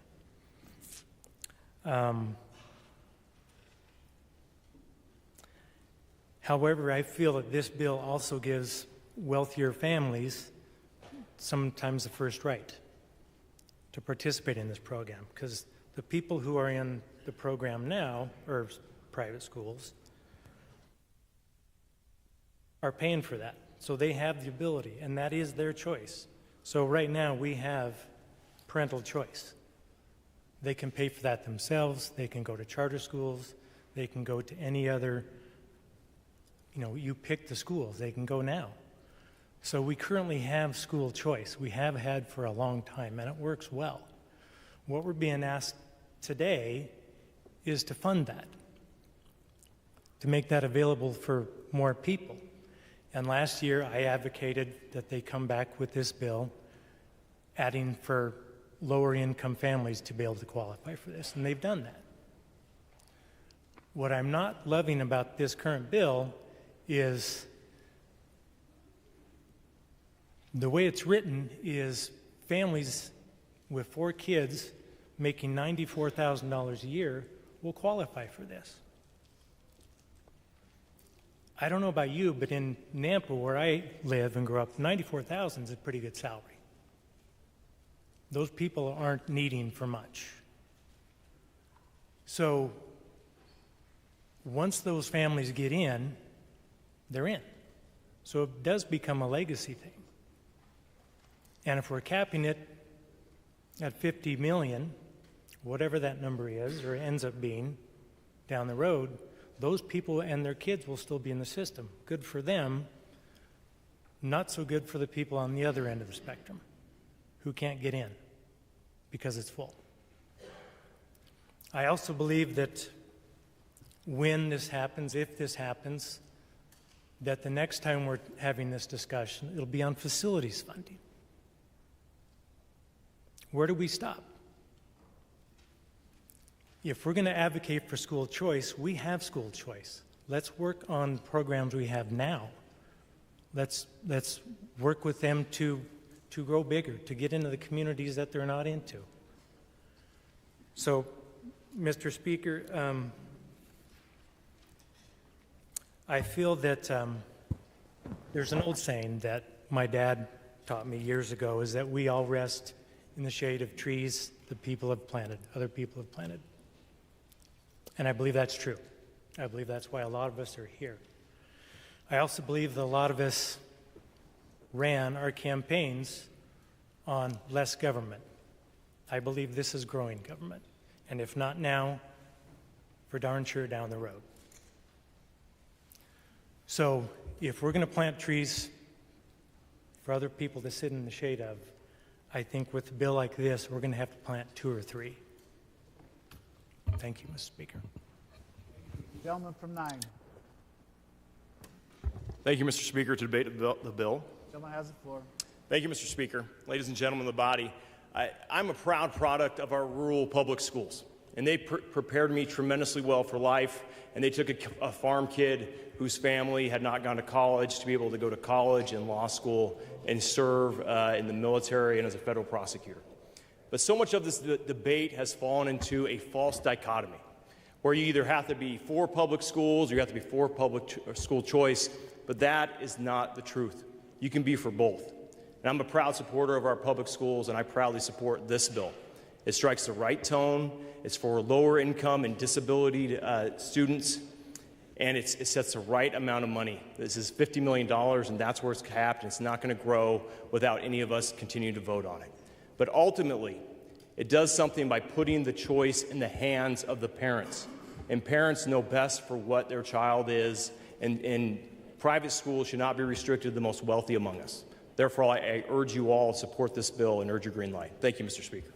Thank you. Good gentleman from 13. Thank you, Mr. Speaker. With a good lady from 32 yield to a question. Make 32 yield. The lady yields. Thank you, Mr. Speaker. Good lady. There's been a lot of debate around the homeschool community and their impact on this bill. Is there a provision in this legislation that requires homeschool families to take this tax credit? Lady 32. Mr. Speaker, good gentleman from 13, no. If a homeschool family does not want to participate in this program, they are certainly not required to. Thank you. To debate the bill. From 13 has the floor to debate the bill. Thank you, Mr. Speaker, and thank you, good lady. I've heard this debate for a number of years, that homeschool families are against school choice or the government helping out in providing school choice. Fact of the matter is they don't have to participate in it. So I can't ever figure out why my friends in the homeschool community, I was homeschooled, why you would be opposed to this particular piece of legislation when you don't have to take the tax credit if you don't want to take the tax credit. It's been interesting to listen to the debate today because I love school choice, or I support school choice, but it's got 2 FTEs. It's going to grow government. I support school choice, but there's an LSO questionnaire. I support school choice, but you're subsidizing private schools. I support school choice, but it's a $50 million price tag. I support school choice, but it gives the wealthy families a tax cut. I support school choice, but in Nampa, a family making $90,000, I can talk about that family because that's us. My kids go to Nampa Christian. It's $10,000 a student. So for a family of 4, it's about a $40,000 a year price tag. This would be very helpful to families in Nampa that want to send their kids to a private school. Is it a perfect bill? No. In 19 years of serving here, I have yet to see a perfect bill. And I guarantee you'll never see a perfect bill. Is it a good bill? Yeah. Is it a school choice bill? Absolutely. Is it a start in the right direction? Yes, it is. So if you campaigned on school choice, if you answered questionnaires saying, I support school choice, I would urge you to give this bill your green light and show your constituents you stand by your word and the commitment you made, and we need school choice in Idaho. Give it your green light. Thank you. Gentlemen, good gentleman, 22. Thank you, Mr. Speaker, to debate the bill. Has the floor. Thank you, Mr. Speaker. And first of all, I want to, some of the comments that have been made, I just want to clarify. Earlier on, there were comments that private school doesn't support kids with disabilities. I have a grandchild who has disabilities. She's at Nampa Christian. She spent the first 6 years of her education in the CUNA School District, and they did a very good job. I was supporting the CUNA schools and the education they got. But once she got to middle school and high school, it became a different environment, an environment that she was not comfortable with, nor were her parents. And Nampa Christian was willing to take her, and she's going to graduate this year from high school. They told her she couldn't learn math, and she has learned math. So to go around and say that private schools don't provide education for kids with disabilities is a flat-out lie, and I'm tired of that. I'm also tired of the fact that people say, well, there's outside lobbying coming into Idaho, and they're the one pushing this whole idea of school choice. I've been in this legislature. This is my 17th year, and there's nobody who's been here longer besides the Speaker and my good soulmate sitting next to me here. And they know that I've brought several bills for school choice, several different versions of school choice. This isn't brought on by outside sources or nationwide companies. Now, some of them have come to help us because I've never been able to get one through. Lord knows I need help, and they saw it too. And so they came to the state and tried to start helping us, or at least help me. And I know you guys will all agree that I need help. And so also, we're talking about we're taking somebody else's tax dollars and paying for somebody else's education. I lived in Idaho for 44 years. I have paid every property tax bill that came across my desk. And you know where they all went to? They all went to the public schools. Did my kids go to public school? No. My kids went to private school. But I paid every tax dollar for all the other kids' education. Why can't I get some of that tax dollars back? Why can't I direct how my tax dollars get spent? And we're trying to say, no, the government has to control how you spend how your tax dollars get spent. And then everybody says we have school choice, and it kind of reminds me of Henry Ford's comment.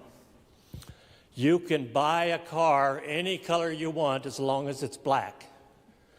We have school choice. You can go to any school you want as long as it's publicly funded. Otherwise, we won't give you any school choices. People, it's time to pass something like this bill. And it's time for us to stand up and join with the rest of the states all over the country who have passed similar bills like this of school choice. And it's time to give those opportunities. And I know we always say there's a lack of accountability. I can tell you I served on Napa Christian School Board for 16 years. If you thought that that school didn't have any accountability, you should sit on the school board and find out what the parents will tell you what they don't like and what they like. There is accountability in those programs. And so, Mr. Speaker and ladies and gentlemen, it's time to offer choices. It's time for people to spend their tax dollars where they would like them to go. Thank you, gentlemen. Is further debate on the motion? Good lady from 15. Thank you, Mr. Speaker. Yep, to debate the bill? Lady has the floor to debate the motion. Thank you. So a few things. I too received, I don't know, probably 1,000 emails like everybody else. And the big word that kept coming up in those is accountability, accountability, accountability. And I'd like to argue against that. I read this bill probably 20 times, and the big thing that kept coming out of that is this bill probably has more accountability than I've seen in the past. And the big thing that comes out of it is tax fraud. If that's not a deterrent, I don't know what is. If anybody applies for this and they falsify anything, they're going to be taken in for tax fraud.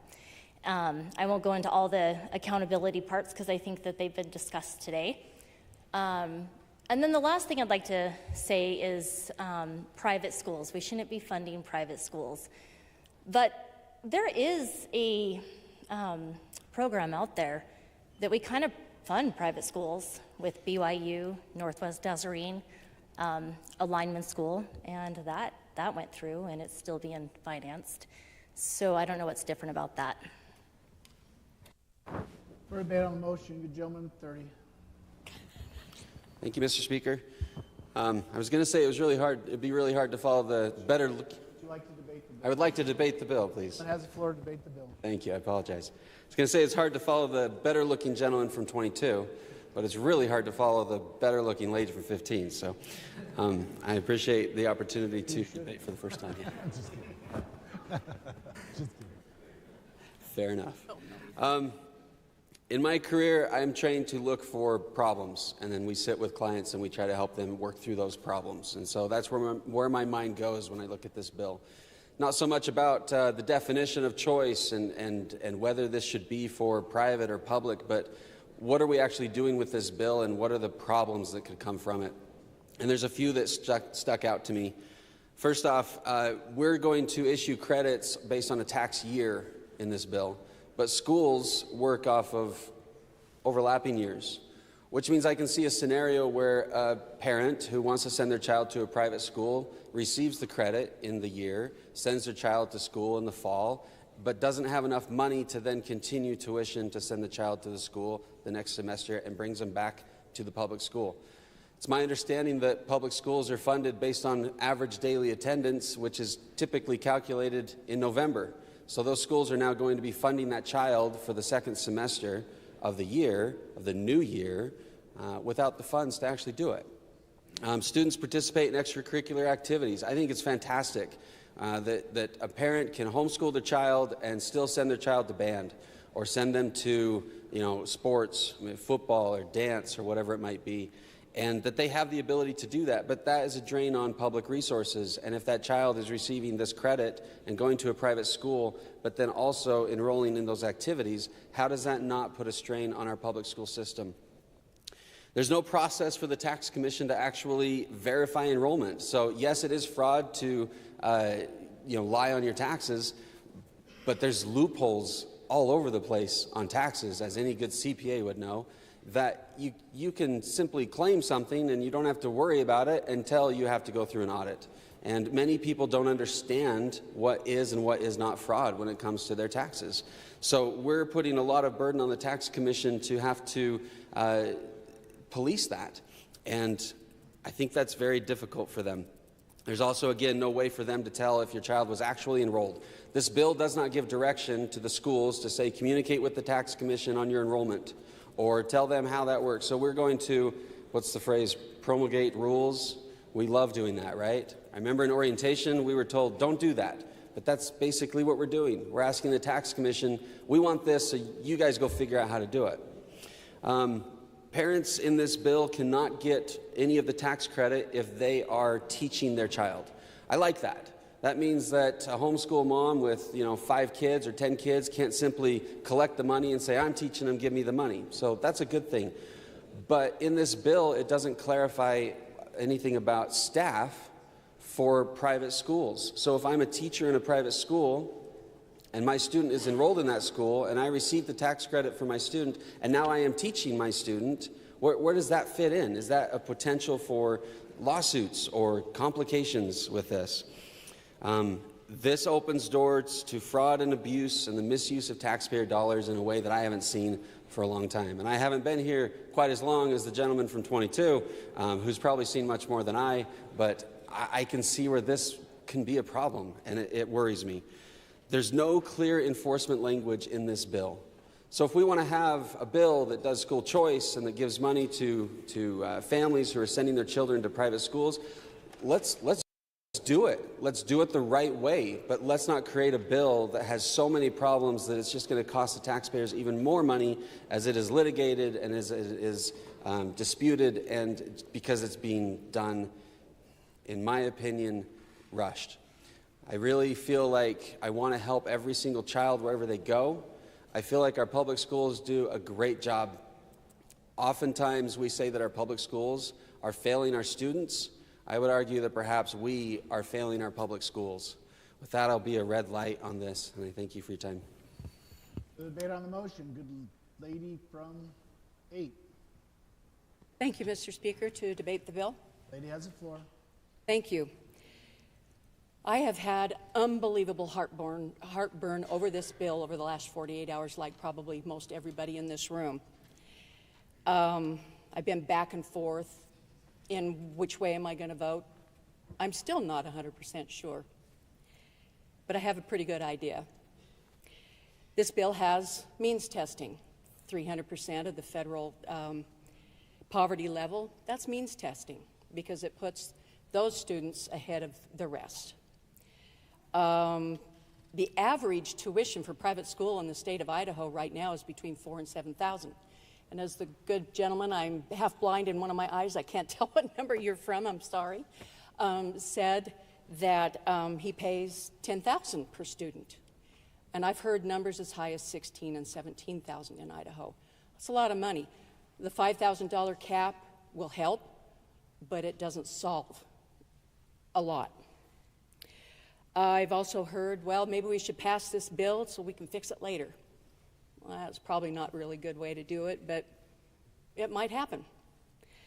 The surveying and reporting, data collecting, that does grow government, and it puts an added burden on the Idaho Tax Commission.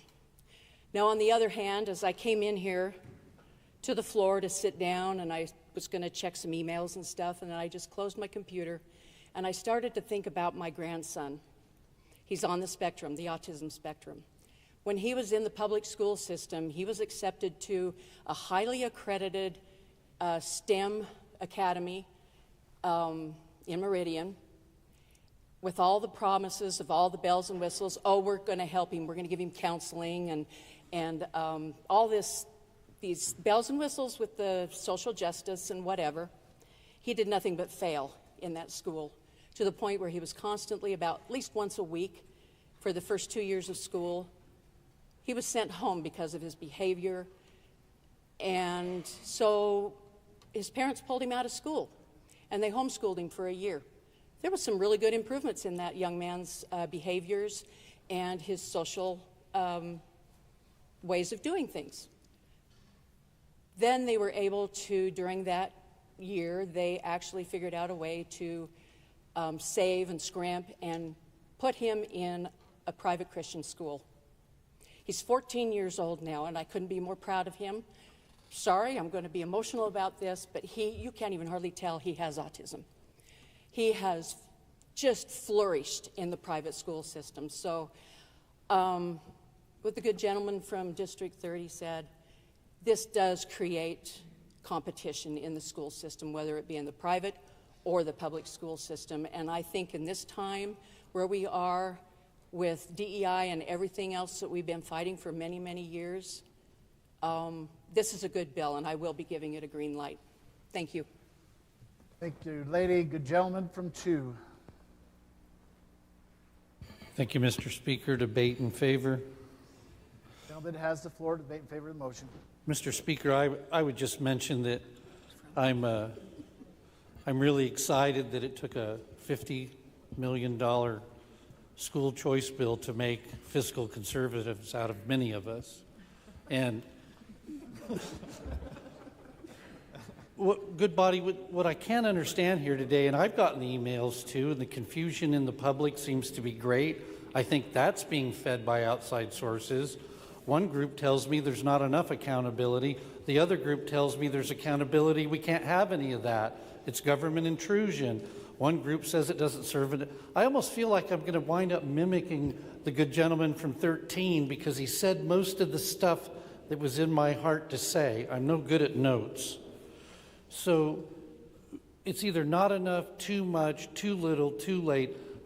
I am so glad that I haven't been here as long as the gentleman in 22 fighting for this subject, because when I ran in 2022, it was one of the paramount things that I told people that I was for, about giving choice to parents. Choice outside of the government brick and mortar system. That's what the people in District 2 have told me they want. They don't want a charter school. They don't want another form of, we don't have the zip code barrier and all these things that are listed as choice, but they continue to echo these as true choice. And for the people in my district, by majority, that's not choice. I've been here for 3 years. 3 years we've been pushing this stuff. And again, like I heard the gentleman in 13 and the gentleman in 22 say, everyone always says they're for school choice, but then I heard a thing come up just a minute ago about loopholes. And just like any good bill or any good piece of fabric, if you hold it up to the light, it's full of holes. It doesn't mean that it's not a good place to start. This is a wonderful opportunity for a limited number of families in the state of Idaho, which should make some people happy.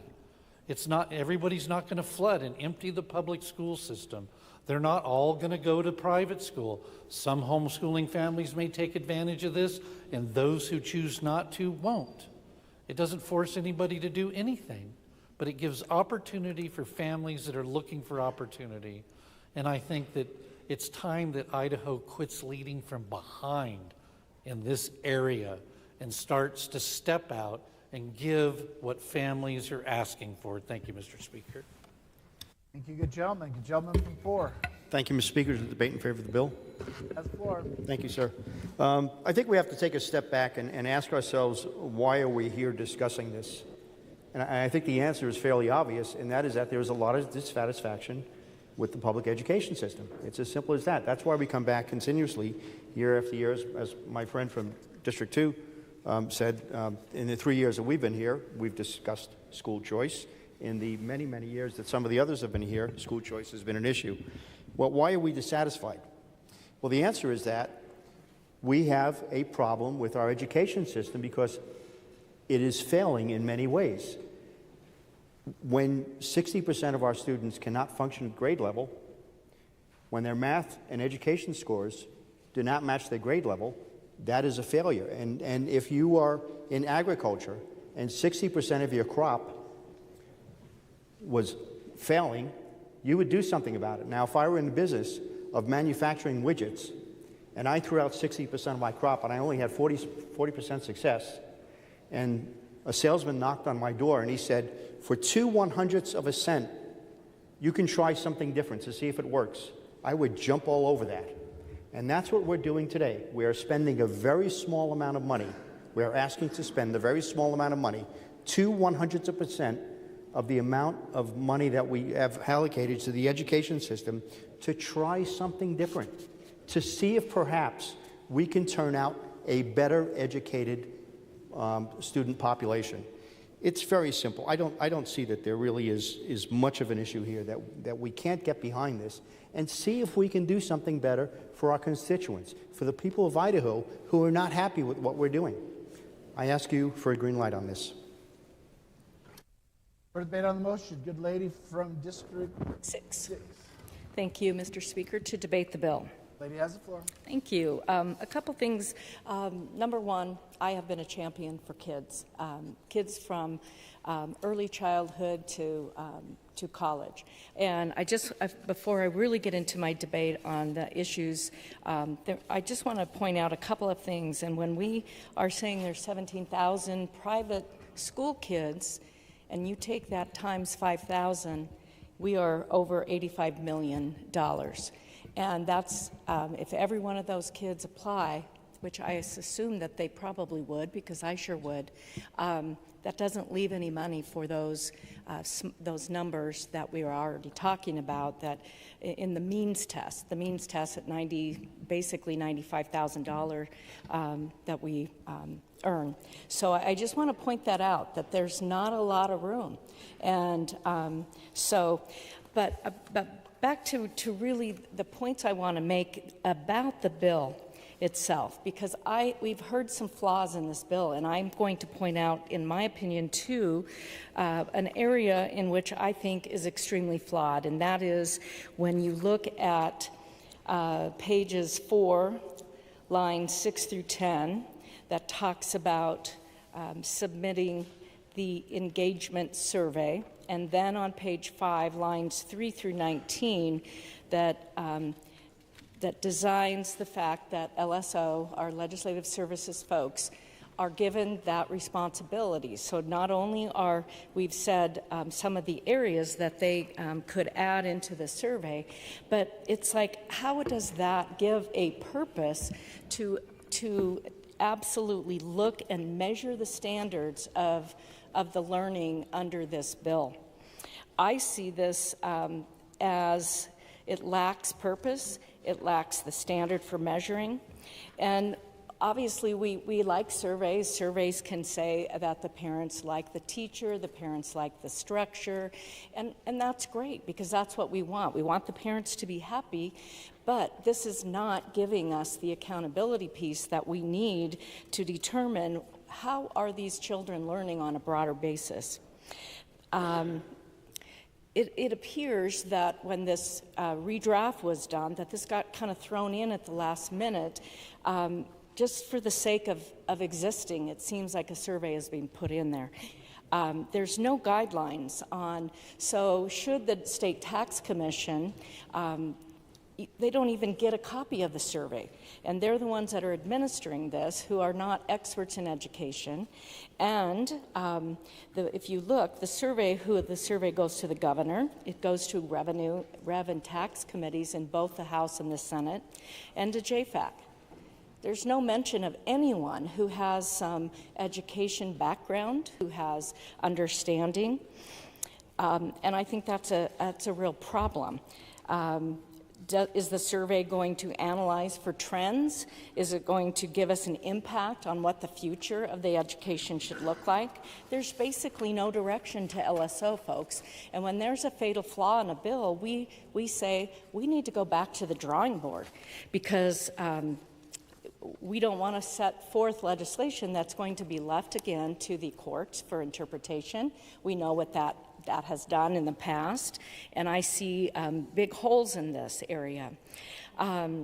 This does require the parents to complete the survey, but if they don't complete the survey, they have no consequence to that, other than they aren't going to get money the next year, but maybe there should be the stick. Maybe they should say, you have to repay the money if you don't follow these rules.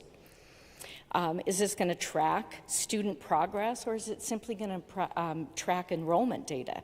This will certainly give the state of Idaho an idea of which homeschool students are, in fact, pulling money out of the state, and we'll have a little bit of idea of how many those students are by this oversight.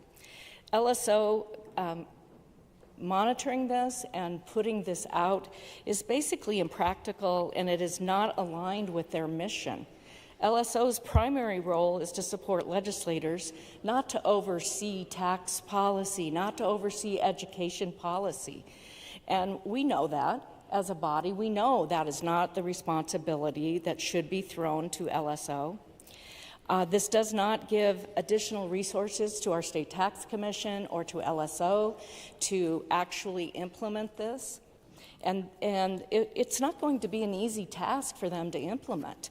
It will take a lot of time, it will take a lot of energies, and I think that we are asking and we are mandating something that we are not funding. So, folks, when there's no consequences, and we've heard this time and time again when there's been private rights of actions put into almost every bill. And if a bill doesn't have teeth, by golly, we shouldn't pass it because it's not going to do anything. Well, I believe that this portion of the bill is extremely flawed. It lacks purpose, it lacks oversight, it lacks enforcement, and impacts on the program evaluations. This adds bureaucracy, it's growing government, and I believe it lacks any real accountability. There are many fatal flaws in the bill, as you've seen from several of us who have stood up, and I appreciate that, because we are here to debate this bill, not to debate the merits of history and so on. We are debating what we're going to do if we're going to do the additional choice. And I do believe that Idaho has worked very hard to have choice. And I'm proud of that. I'm proud of that I've been part of that, to broaden the choice with our charter schools. We have magnet schools. We have all sorts of schools that do give choice, and I'm very proud of that. But for me, today is about looking specifically at this bill, and this bill has many holes in it that we stand to have challenges with later. So for the reasons that I have discussed in regards to this, and in regard to others that have shown you some of the other flaws in this bill, I think this bill needs to go back. It needs to have more direction, and that we need to find something that works for Idaho, and I don't believe this is it, so I will be voting no on this bill. For debate on the motion, Gentleman 26. Mr. Speaker, I hate not to go with the flow, but request a debate in brevity. Brevity. Yeah. See, the gentleman has the floor to debate the bill. I've had 2 hours to sit and rehearse my thoughts. I got them both here. No, first, my concern is on appeal of the criteria that are set out for people to apply to this, that it almost implies that the program's begging for more money and expansion. My concern is on appeal. That would be granted and the parameters of this expanded. The second concern is the way it's done to apply for it. It's all in who can fire off their tax returns first. If you've ever had a business and employees, there is a relationship between who has accountants e-file for you, and it goes through really quickly. People that have a little less money are doing their own taxes, and it takes them forever. It wouldn't be the first time somebody came back in April and needed some more information. So I'm a no. For debate on the motion, lady from 18. Thank you, Mr. Speaker. To debate against the bill. Lady has the floor. And I think in the pile of dead trees on your desk somewhere, if I could direct you to a chart that I circulated earlier that's entitled, How to Qualify for Taxpayer Dollars If You Are a, : And having this visually laid out, I'm kind of a visual thinker, I found this pretty stunning. We've had some discussion about the accountability metrics on both sides of the ledger. But if you look at that left side, and I have to tell you, this was highly condensed. If we actually had all the standards we put on public schools, it would be the height of several phone books. So this was an incredibly distilled, boiled down version that I did to try to cram it onto one half of a page. But it's a lot. I mean, we have so many things on here. We require, physics, biology, civics tests, all this stuff. And I was just wondering, and you look at the right side, not a lot there. It says, try to include some English, math, science, and social studies. Doesn't say how much. Could be an hour a year. Maybe they'll have one day a year. They'll have, the one day where you talk about math and English and social sciences. That would comply with this bill from my reading. So there's almost nothing in terms of what we require on the right. So it really begs the question of, if it's such a great idea to have no accountability restrictions and no requirements about anything, Why wouldn't we do that for our public schools? I mean, why not just, I've heard this saying, oh, well, we have accountability because if the parents decide to send their kids to a private school, then boom, that's accountability. Parents are happy, that's all the accountability we need. Well, why wouldn't we replace everything on the left with that? Why wouldn't we just wipe out giant mountains of code with a single sentence that just says, as long as mom is happy, everybody's happy? Which is certainly the slogan in my home. I hope it's the slogan in yours, but I don't know that it's a great slogan for how we should dispense with taxpayer dollars. But the reason we did this, and to be clear, everything on the left is stuff we did. I mean, I've been here in this room when we passed a lot of the bills that fleshed out this giant pile of stuff on the left, and we continue to do it. Every year we add 4 or 5 more things. They got to have the "In God We Trust," they got to do this, they got to put up flags, they got to teach cursive. We keep piling these things on the public schools. And why did we, the very conservative Idaho legislature, put on this giant list of things that public schools have to do to get our money? We did it because we're conservative. We did it because this is spending taxpayer dollars, and we want to be very conservative and accountable in how those taxpayer dollars are spent. Because, I heard earlier someone saying, oh, we're just giving people their own money back. We're not. Very, very few people in the state are actually earning enough money and paying enough in state taxes that they are paying enough to cover the $5,000 they would be getting back through this. We are talking about OPM, other people's money on this. The vast majority of money that goes into education, whether it's public schools or private schools, is coming from people who don't have kids in the public school system, in either education system. They're paying because of kind of a social construct, a social contract idea, which is that we need an educated populace to function. We need a citizenry that can read and add and knows what's in the Constitution and knows something about American government and knows the difference between Mark Twain and Winston Churchill. I mean, it's how we function. It's how we have people who can vote on an intelligent, informed basis. It's how we have people who can hold down the jobs and build our roads in our schools. We all benefit from this, which is why everybody pays into it.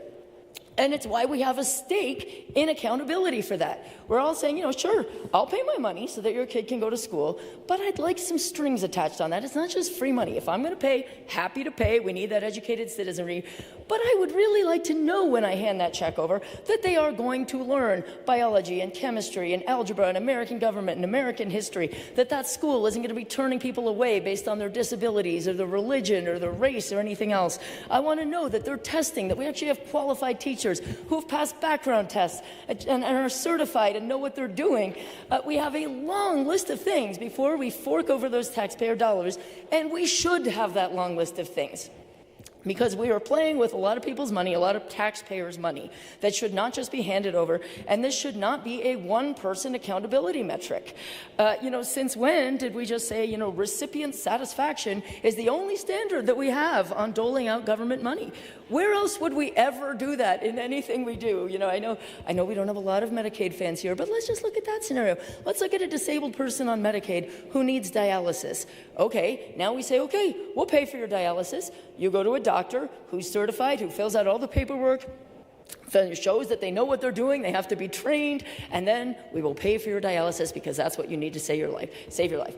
Well, why wouldn't that person just come in and say, you know what I think would be better for me is a trip to Hawaii. I think that would make me feel much better than dialysis. So if you could just pay for that, we would not do that. We would say, we'll give you money. It was for a specific purpose. It was to make sure that you get well. The gentleman from 13. We went for Medicaid to Hawaii, Mr. Speaker, and I don't think those are pertinent or in the bill. I'd like to be in Hawaii right now, but we need to keep it to the bill. Thank you, Mr. Speaker. I would actually say it's the good lady would like to be in Hawaii. Yes, Mr. Speaker. I think it's actually very pertinent because it addresses the question of what strings we put on government money, which is directly to this bill, and I'm going to tie it back here, Mr. Speaker. Soon, 'cause I'm having a hard yes, time with Hawaii. We don't do this. When we give people government money, it is for a very specific purpose, and we have accountability. We would never give a person in that scenario a check and say, aloha, enjoy. We would say, we want to make sure this is going to a certified doctor for the treatment that we have specified, and that's what we do with schools.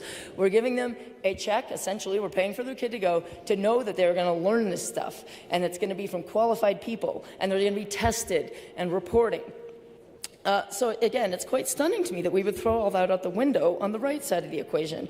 It just does not feel conservative at all to me. But I wanted to quickly address some of the other things I saw in here that I've heard in the course of the debate.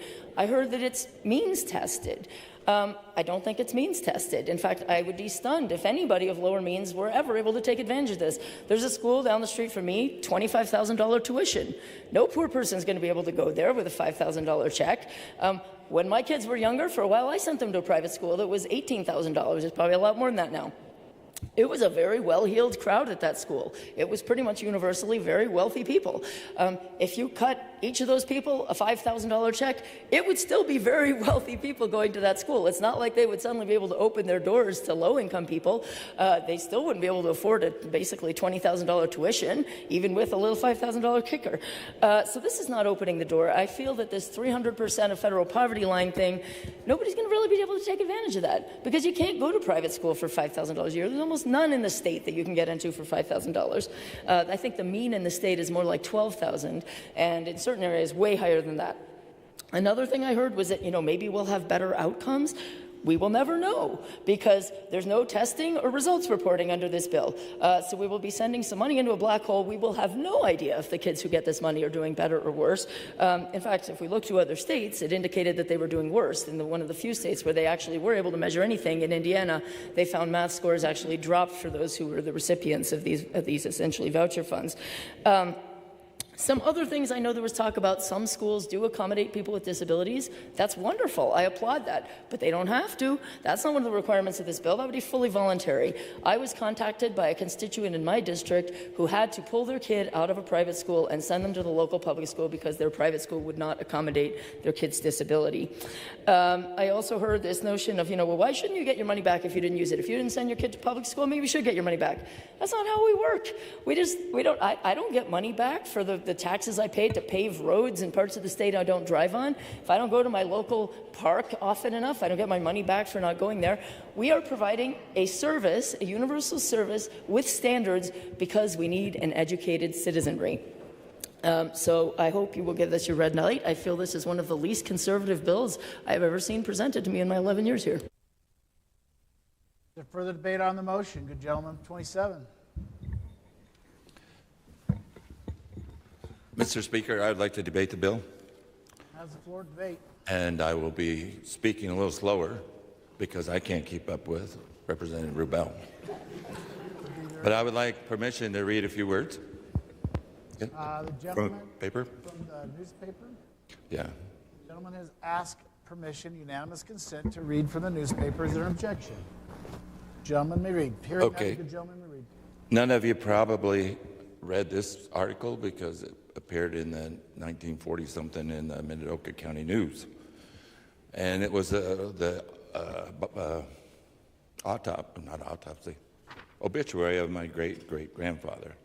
Said he moved into the Big Bend area of Minidoka County in the early 1900s and later became a member of the school board. He was in the Big Bend School District, where they paid their teachers $55 a month, but they can only pay them for 4 months of the year. And the neighboring district was able to pay $95 a month for their school teacher, and she stayed 8 months. And he was upset that there wasn't a balance of opportunities to be educated. So now I read. In 1934, he was elected to the House of Representatives and set out to attain his dream of better education through legislation. That's is that possible? Anyway. A bill was passed by both houses to appropriate money from the general fund to be distributed among the poor districts, but was vetoed by the governor. In 1937, his bill met the same fate. But in 1939, the school equalization bill became law. For the first time in the history of public schools, public school had become part of the state education budget. So I think the equality that was achieved in the early days through the passage of this bill is the same thing that we measure today.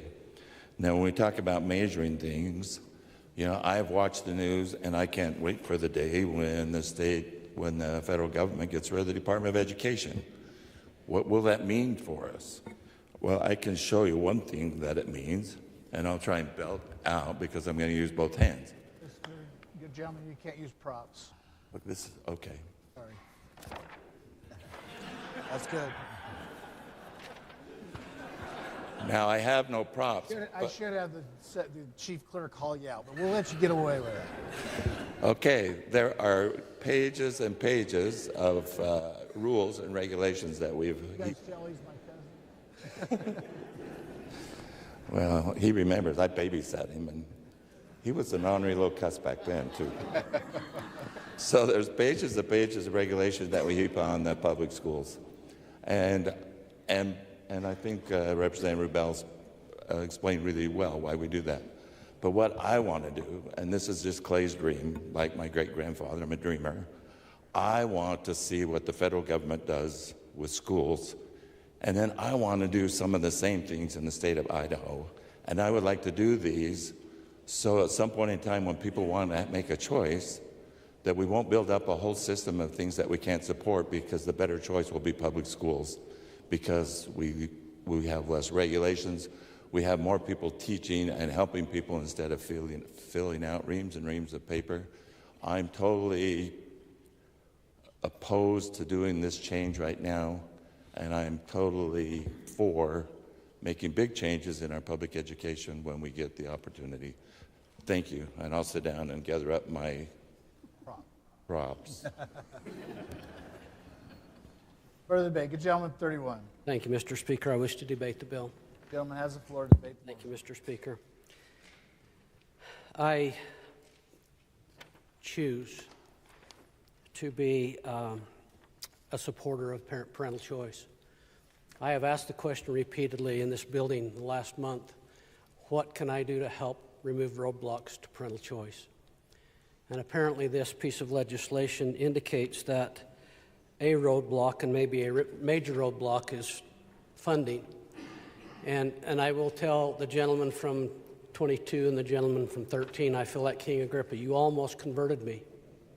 But the key word is almost. There's some things that I'm very concerned about as this bill, the way it's written. And I'd like to start with the fiscal note. I am not convinced that the Tax Commission is equipped currently to account for the funds that are going for this purpose. When asked in committee whether it was confirmed that they felt comfortable, the suggestion was made that conversations are ongoing and that the fiscal note may be amended. Well, we're voting on the fiscal note as it stands today. Here it is, and we must vote on it as it is. There are vacancies, obviously, in the Tax Commission. I do not want vacancies overseeing this program. I don't want a ghost telling us whether or not the money's accounted for properly. I'm very concerned about the mixed message that we're sending to our constituents. We're saying here is funding for the purposes of education. We're not going to define what that means, or at least we're going to define it very loosely because we believe that you know what is best, yet if you misuse it, you're going to be subject to audit and penalties, including perhaps felony penalties. The reason for that is because we're not just giving back their money, we're giving other people's money along with it. If we truly believe that people should have the choice to do as they chose, then why don't we take this $50 million and piggyback it to the $253 million that this body overwhelmingly supported? Would that not be a better option? The way this bill is written, the $50 million is outside of the appropriations process. I remember about 15 years ago having a very candid conversation with our county sheriff. I was serving as a county commissioner, and his vehicles, his patrol vehicles, were out of date and had way too many miles on them. This was right after the last Great Recession, and we were actually concerned that some of his vehicles wouldn't be able to respond to an emergency. And yet we had no choice. We had to run them another year because we did not have the funding that was needed. Because this program is outside of the appropriations process, Should there be another economic downturn, every Idahoan will live with the consequences of that downturn, except this program will glide on autopilot. We need to think seriously about that. Ladies and gentlemen, we all understand, I hope, our constitutional obligation to fund public education. Funding requires revenue. The way this bill is written, this is a $50 million tax shift. It's a $50 million tax shift. Ladies and gentlemen, in conclusion, I remember many, many years ago, my wife and I had a small family, a young family, and we weren't very small. We have 6 children. We had a young family. I came home from work one evening, and my wife had been to parent-teacher conference, and she had brought home with her some papers. And as we discussed what was on those papers, it was applications for government subsidies for our kids, because of our household income, because of the number of children we had in school, we qualified for several subsidies. I was young, I was dumb, and fiercely independent. And after discussing this with my wife, those papers ended up in the fireplace.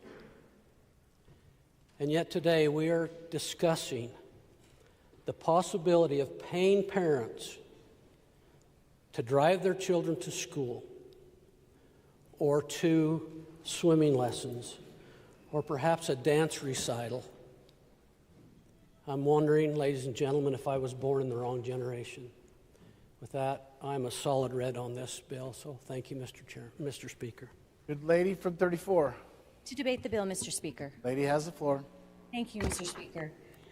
Folks, I know we've been here a while, so I will be respectful of everyone's time. We all come to this building with specific goals. That's why we're here. We told our constituents that we would come here and we would do the things that we promised them we would do. And yet sometimes in the pursuit of the goals, we forget to weigh the trade-offs of what we're willing to set aside to achieve the objective.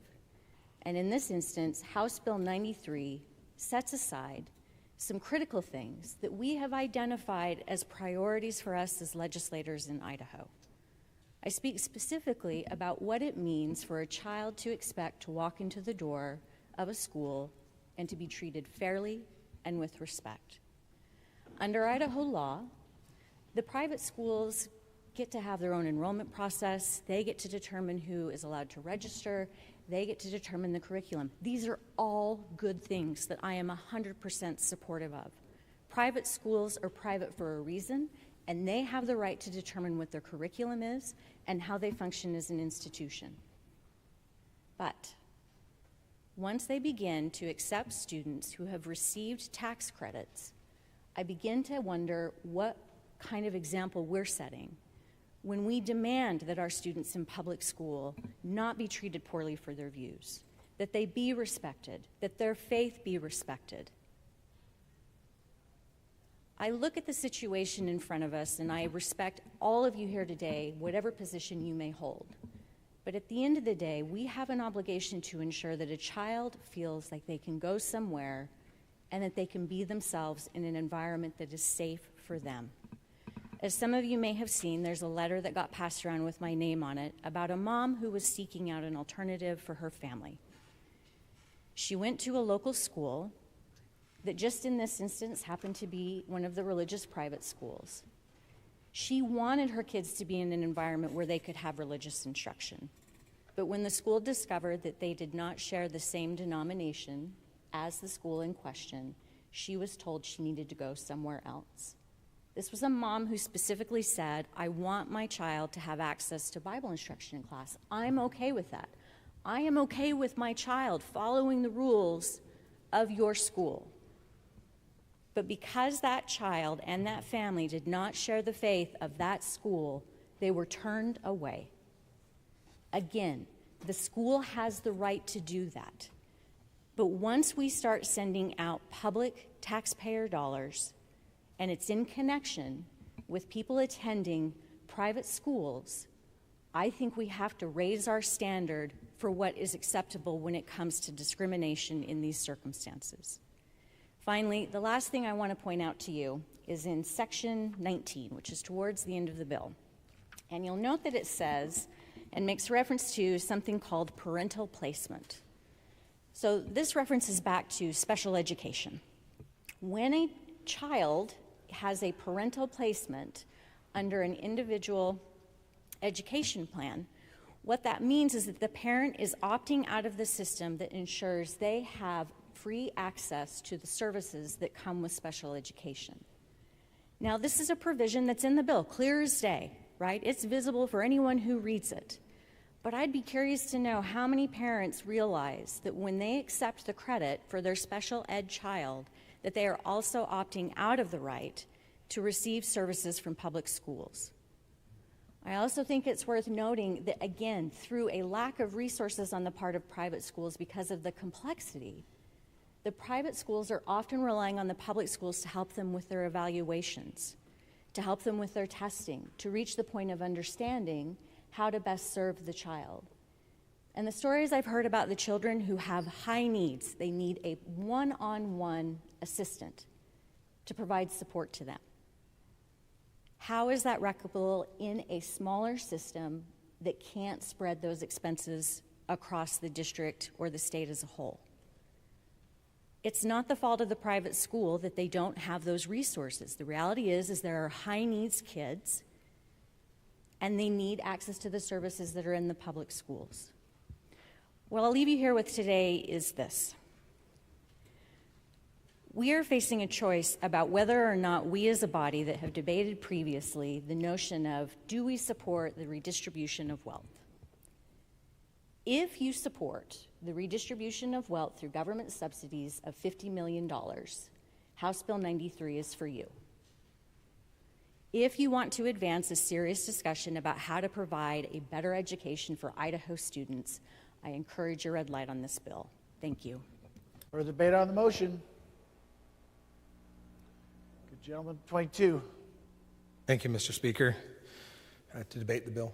Gentleman has the floor. Thank you, Mr. Speaker.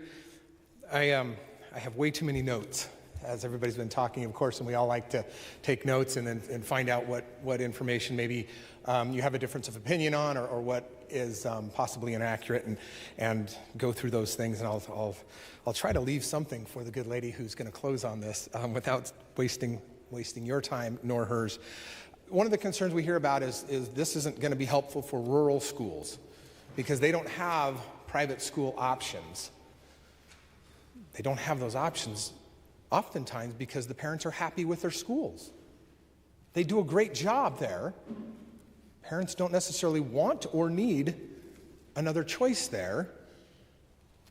But, I say but, there is something besides private school options. There are micropods. There are small schools. Those things will be available if you have rural schools that are maybe not doing as well or the parents aren't as satisfied. Those can happen without building new schools. So we can take care of that. We heard that there wasn't the resources or expertise for kids that have exceptional needs. Well, there will be if there's some additional funding that can follow those kids somewhere. Good lady from 19, I wish every parent was like you, who scraped and saved and did whatever you had to do for your child. Not everybody can do that. Not everybody has the ability to be able to do that. Sometimes a single parent with kids doesn't have the ability to homeschool, nor do they have the resources to send them to a different private school. The choice option is not available to them. It is available to some, but we want to make sure it's available to all. I heard a lot about background checks, especially in committee, a little bit here today about the security of teachers that may be teaching kids in these environments. I looked up some statistics nationwide. Holy cow, do you want to be scared about cases of lewd conduct with minors? It's not hard to find it in the school system, and all of those individuals had background checks. I'm not saying that they're not effective or we don't need them, but I'm telling you it doesn't always work. In CUNA here, within a few year period of time, at the exact same school, we had 2 cases where individuals were arrested because of that. I have faith in my parents to screen who's going to be teaching their children. We heard about funding, this prohibition against double dipping. It's in the bill. You can't double dip. You can't get the same money for the same services. Remember, this bill is about refunding expenses. It's not a $5,000 check. I'm going to pull my kid out of school. Here's your $5,000. My kid wants some advanced opportunities. Here's your $2,500. My kid wants some empowering parents. Well, here's your money for it. It doesn't work that way. The bill is set up to reimburse you for your expenses. That's the difference. If you have no expenses, you have no reimbursement. There's nothing that you get from it, regardless of your poverty level or not poverty level. So I think that's very important to understand. This is about verifiable expenses that people would be reimbursed for. There was a question, I just need to point this out here about returning money. There was a concern that what if they pulled their kid, they got the money and they didn't have to return it because they, for one reason or another, page 5, line 28, if a student ceases to qualify as an eligible student or has already received the money, shall be repaid. That's in the bill. It is there. We've made sure that you can't take care of that. Concern about growing government. I heard that a lot about growing government. I didn't quite hear nearly the complaints about our launch program a couple years ago that put 12 FTP, what we're spending on that one right now, but I never heard those complaints at that time. Mr. Speaker, could I have permission to read a quote from a past president, Ronald Reagan, a very short one, and from our current president? Unanimous consent has been requested to read quotes from 2 presidents. Is there objection? Hearing none, the good gentleman may read. Thank you, Mr. Speaker.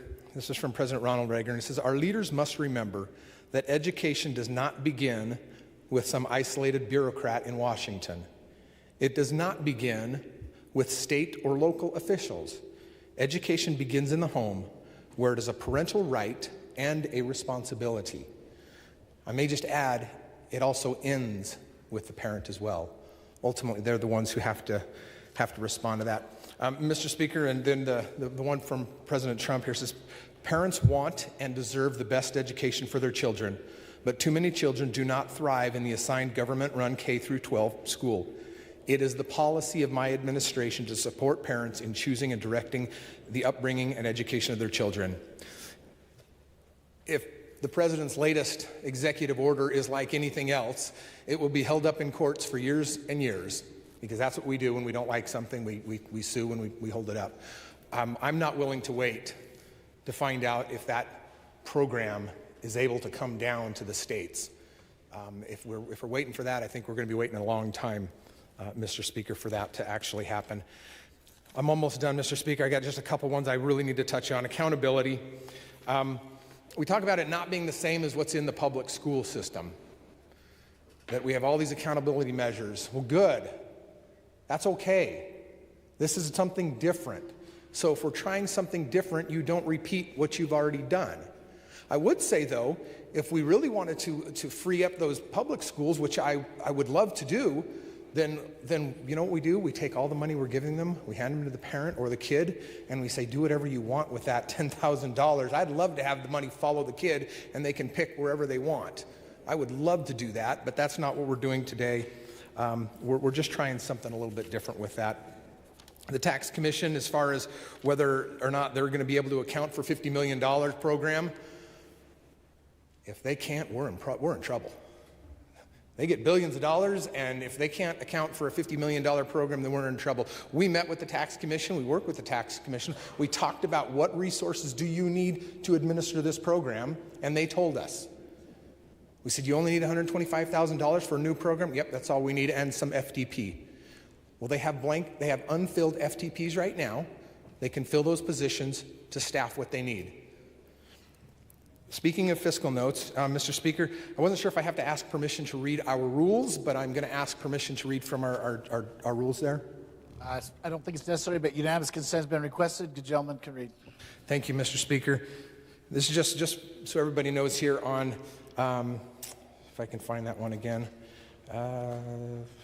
It's joint rule number 18, and rule number 18. It's going to take me a second. I should have highlighted it, but this was Josh's book, so I couldn't do that. Where it says we do not vote on statements of purpose. That's what we don't do, and I'm trying to find it again. It's on the right page here, but now I'm going to have to read everything against with that. Fiscal notes, they only apply to the bills, debate, revised. Oh, there it is. Sorry. Statements of purpose and fiscal notes are mere attachments to the bill and not voted on. We don't vote on a fiscal note. Fiscal notes are just something we try to help people understand what that bill is. If you think that fiscal note is wrong, you can debate it and you can say, I think it's wrong, but we don't vote on the bill. That's not part of the bill. So we don't want to necessarily confuse ourselves that that is a problem and then therefore a reason necessarily to vote on it. Last thing I'd like to tell you about, Mr. Speaker, and many of you know my situation, and I'm sorry I have to repeat this again. Some of you are new and you may not know about me or my family, and so I want to make sure you understand why I'm so passionate about this. And before I go any further down this road, this is not a repudiation of public schools. Public schools do a fantastic job. I have 8 children. 4 of them graduated, married, done the whole thing. Those 4 all went on to college. 2 of them became attorneys. Am I proud? Yes, I'm proud of my kids, and we all are, and I'm really proud of those kids. One was a valedictorian. These guys went to college on scholarships. They're just brilliant kids. Really did a good job. They thrived. They tried the public school system, and that's what worked for them. We had some that did magnet schools. That's what worked for them. Some of them did some charter schools. All of those public school options, we worked with them, and they were fantastic. I loved them. They were great. Teachers to this day that we talk about and say how wonderful a job they've done. I have 4 other children, and these are adopted children. They all have special needs. And we started them in public school. One of them didn't work out, so we moved them to a different public school. That didn't really work out, so we found another public school. We moved to charter schools. We tried them there. Those did not work out either. Some of them they did. Some of them done great. I've got a couple of them that have already graduated and from the public school system, but I have a couple that it didn't quite work out as well, and I have one in particular. After trying all of those options, what we found was a pod. And that's nothing more than a family friend of ours that had similar concerns with some of their kids, that it wasn't working out for them. So they hired an individual. They came and taught about 4 families. Started off about a dozen kids there. And that's what's working. That's what's worked for my kid. Now for me, I was able to pay for that. But not everybody can. Why should I have that advantage when other people can't? The bill has mechanisms in there. If you make less than 300, it says less than 300%. We talk about, they're 90. Well, that's also 89,000, 88,000, 87,000, 80,000, 50,000, 40,000. All of those individuals have priority to get these benefits. They are the ones who are going to receive this benefit first. If there's anything left over, it can go after that. That's what those benefits are for. I think that people should have the same chances that I had with my children. Mr. Speaker, I know this isn't a perfect bill. We've never done a perfect bill. I've been here for 13 years, and we're still working on the perfect bill. But this is a pretty dang good bill, Mr. Speaker.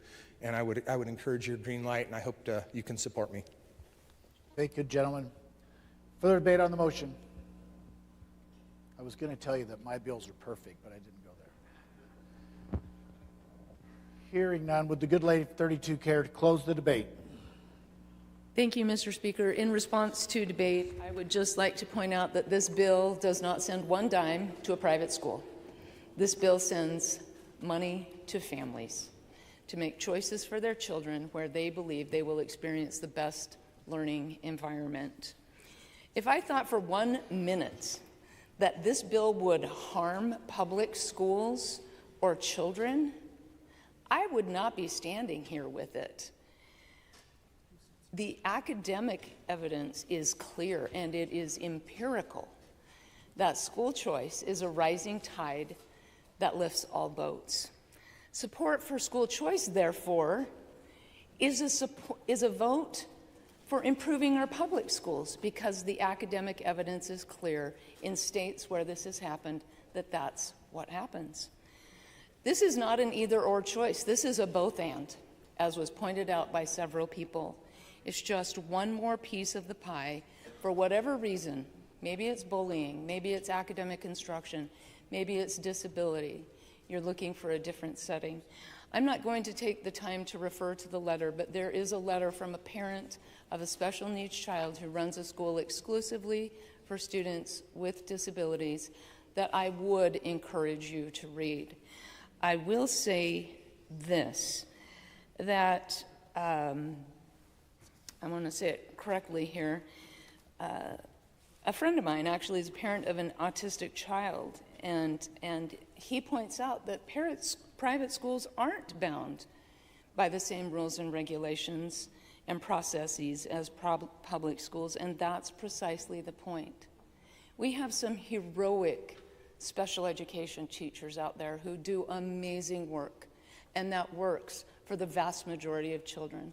For those few for whom it does not work, those of low means in particular, this bill is an opportunity for those children to thrive. I would say that I would dispute that our legislative services staff does not have education expertise. They write the education laws. They write the education budgets. I would debate that they know those laws and the finances better than any of us here in this room.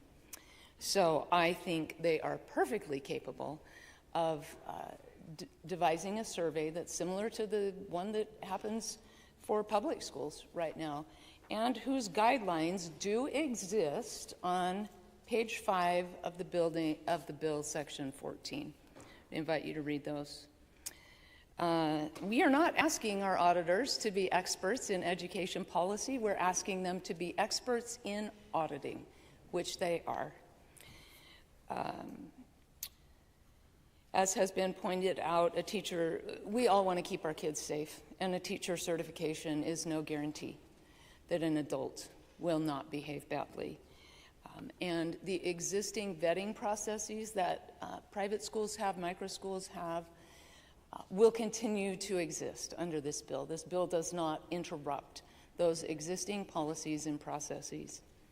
In terms of accountability, I would point out to you that almost 100% of Idaho teachers pass their teacher evaluation, but not 100% of our children can read.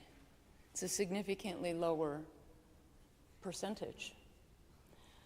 And this bill gives those families of lower means especially the opportunity to get their child into a school where they have a fighting chance at learning how to read at grade level.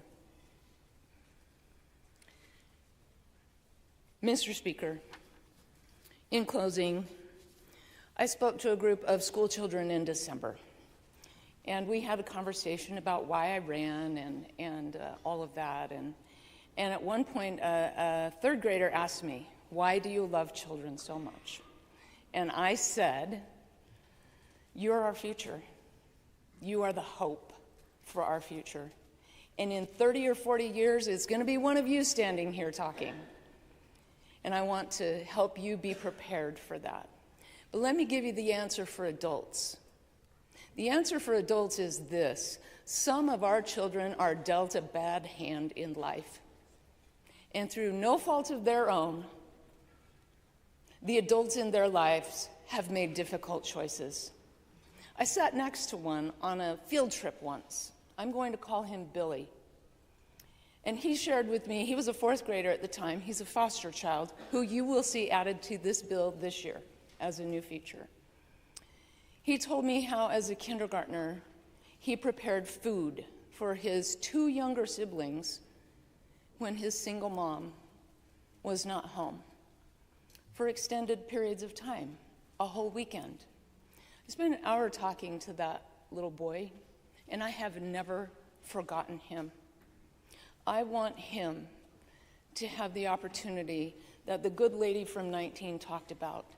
Every child matters, no matter where they're learning, and parents are best suited to make that decision. This bill gives families of lower resources that opportunity, and I would ask for your red light, or I'm sorry, your green light. Sorry. I would ask for your green light. And Mr. Speaker, I want to thank the members of this body for the experiences and expertise on both sides of this issue that you have been willing to share. It is a privilege to serve with you, and I again ask for your green light. Thank you, Mr. Speaker. Thank you, good lady. Debate is closed. Question is, shall House Bill 93 pass the House?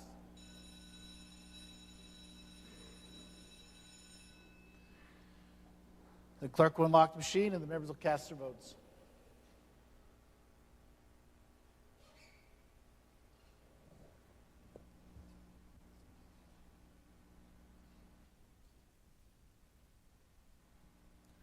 Has every member voted?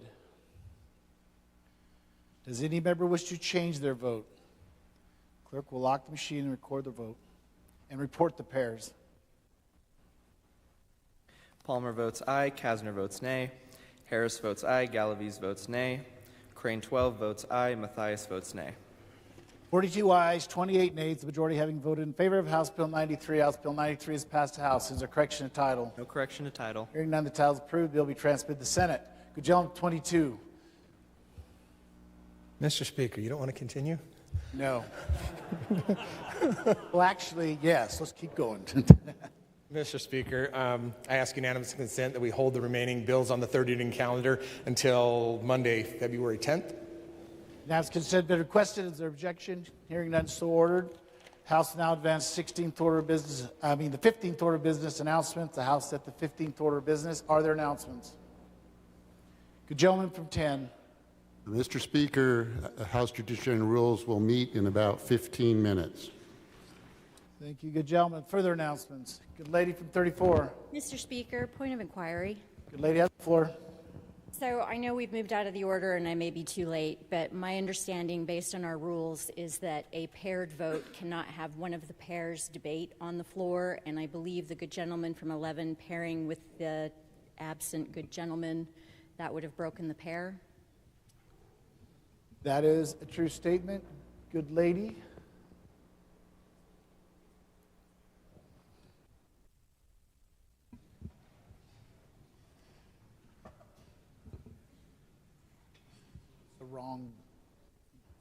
It's the wrong, the other person from the district. Just take him.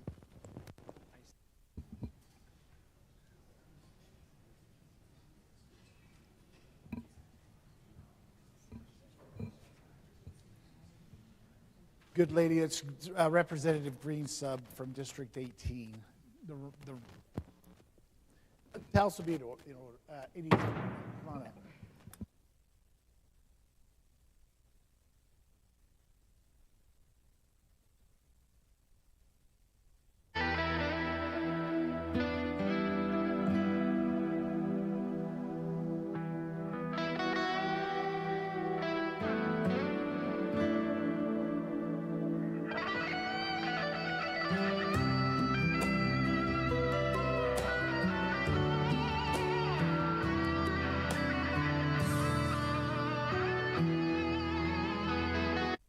House will be back in order. Are there further announcements?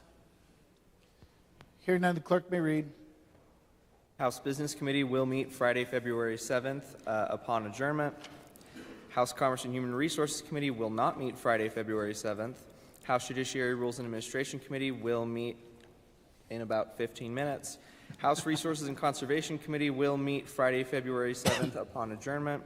House Appropriations Committee will meet jointly with Senate Finance Monday, February 10th at 8 a.m. House Education Committee will meet Monday, February 10th at 9 a.m.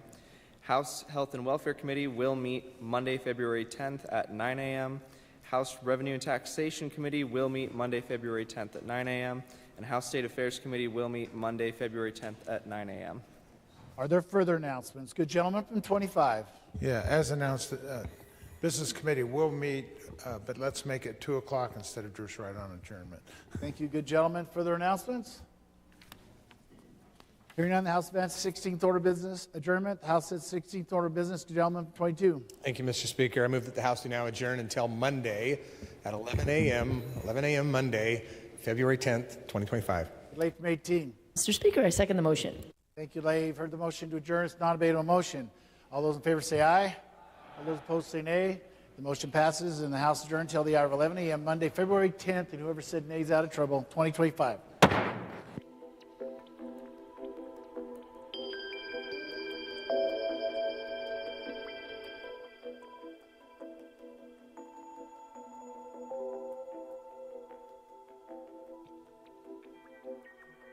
We now return to our regularly scheduled programming.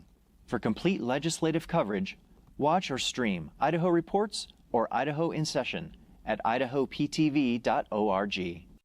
Hardware and closed captioning for Idaho in Session is provided by the Idaho Legislature and Idaho Legislative Services Office.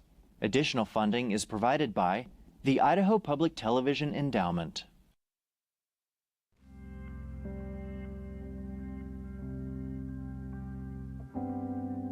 You're watching the Idaho House of Representatives.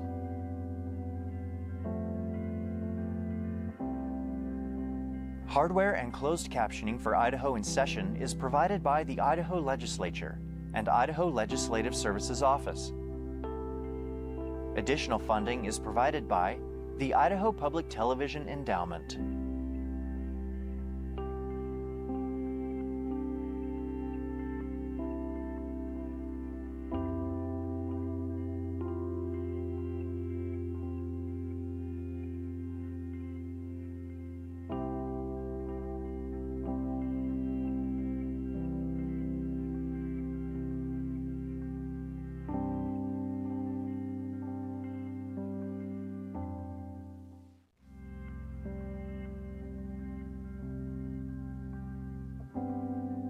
You're watching the Idaho House of Representatives.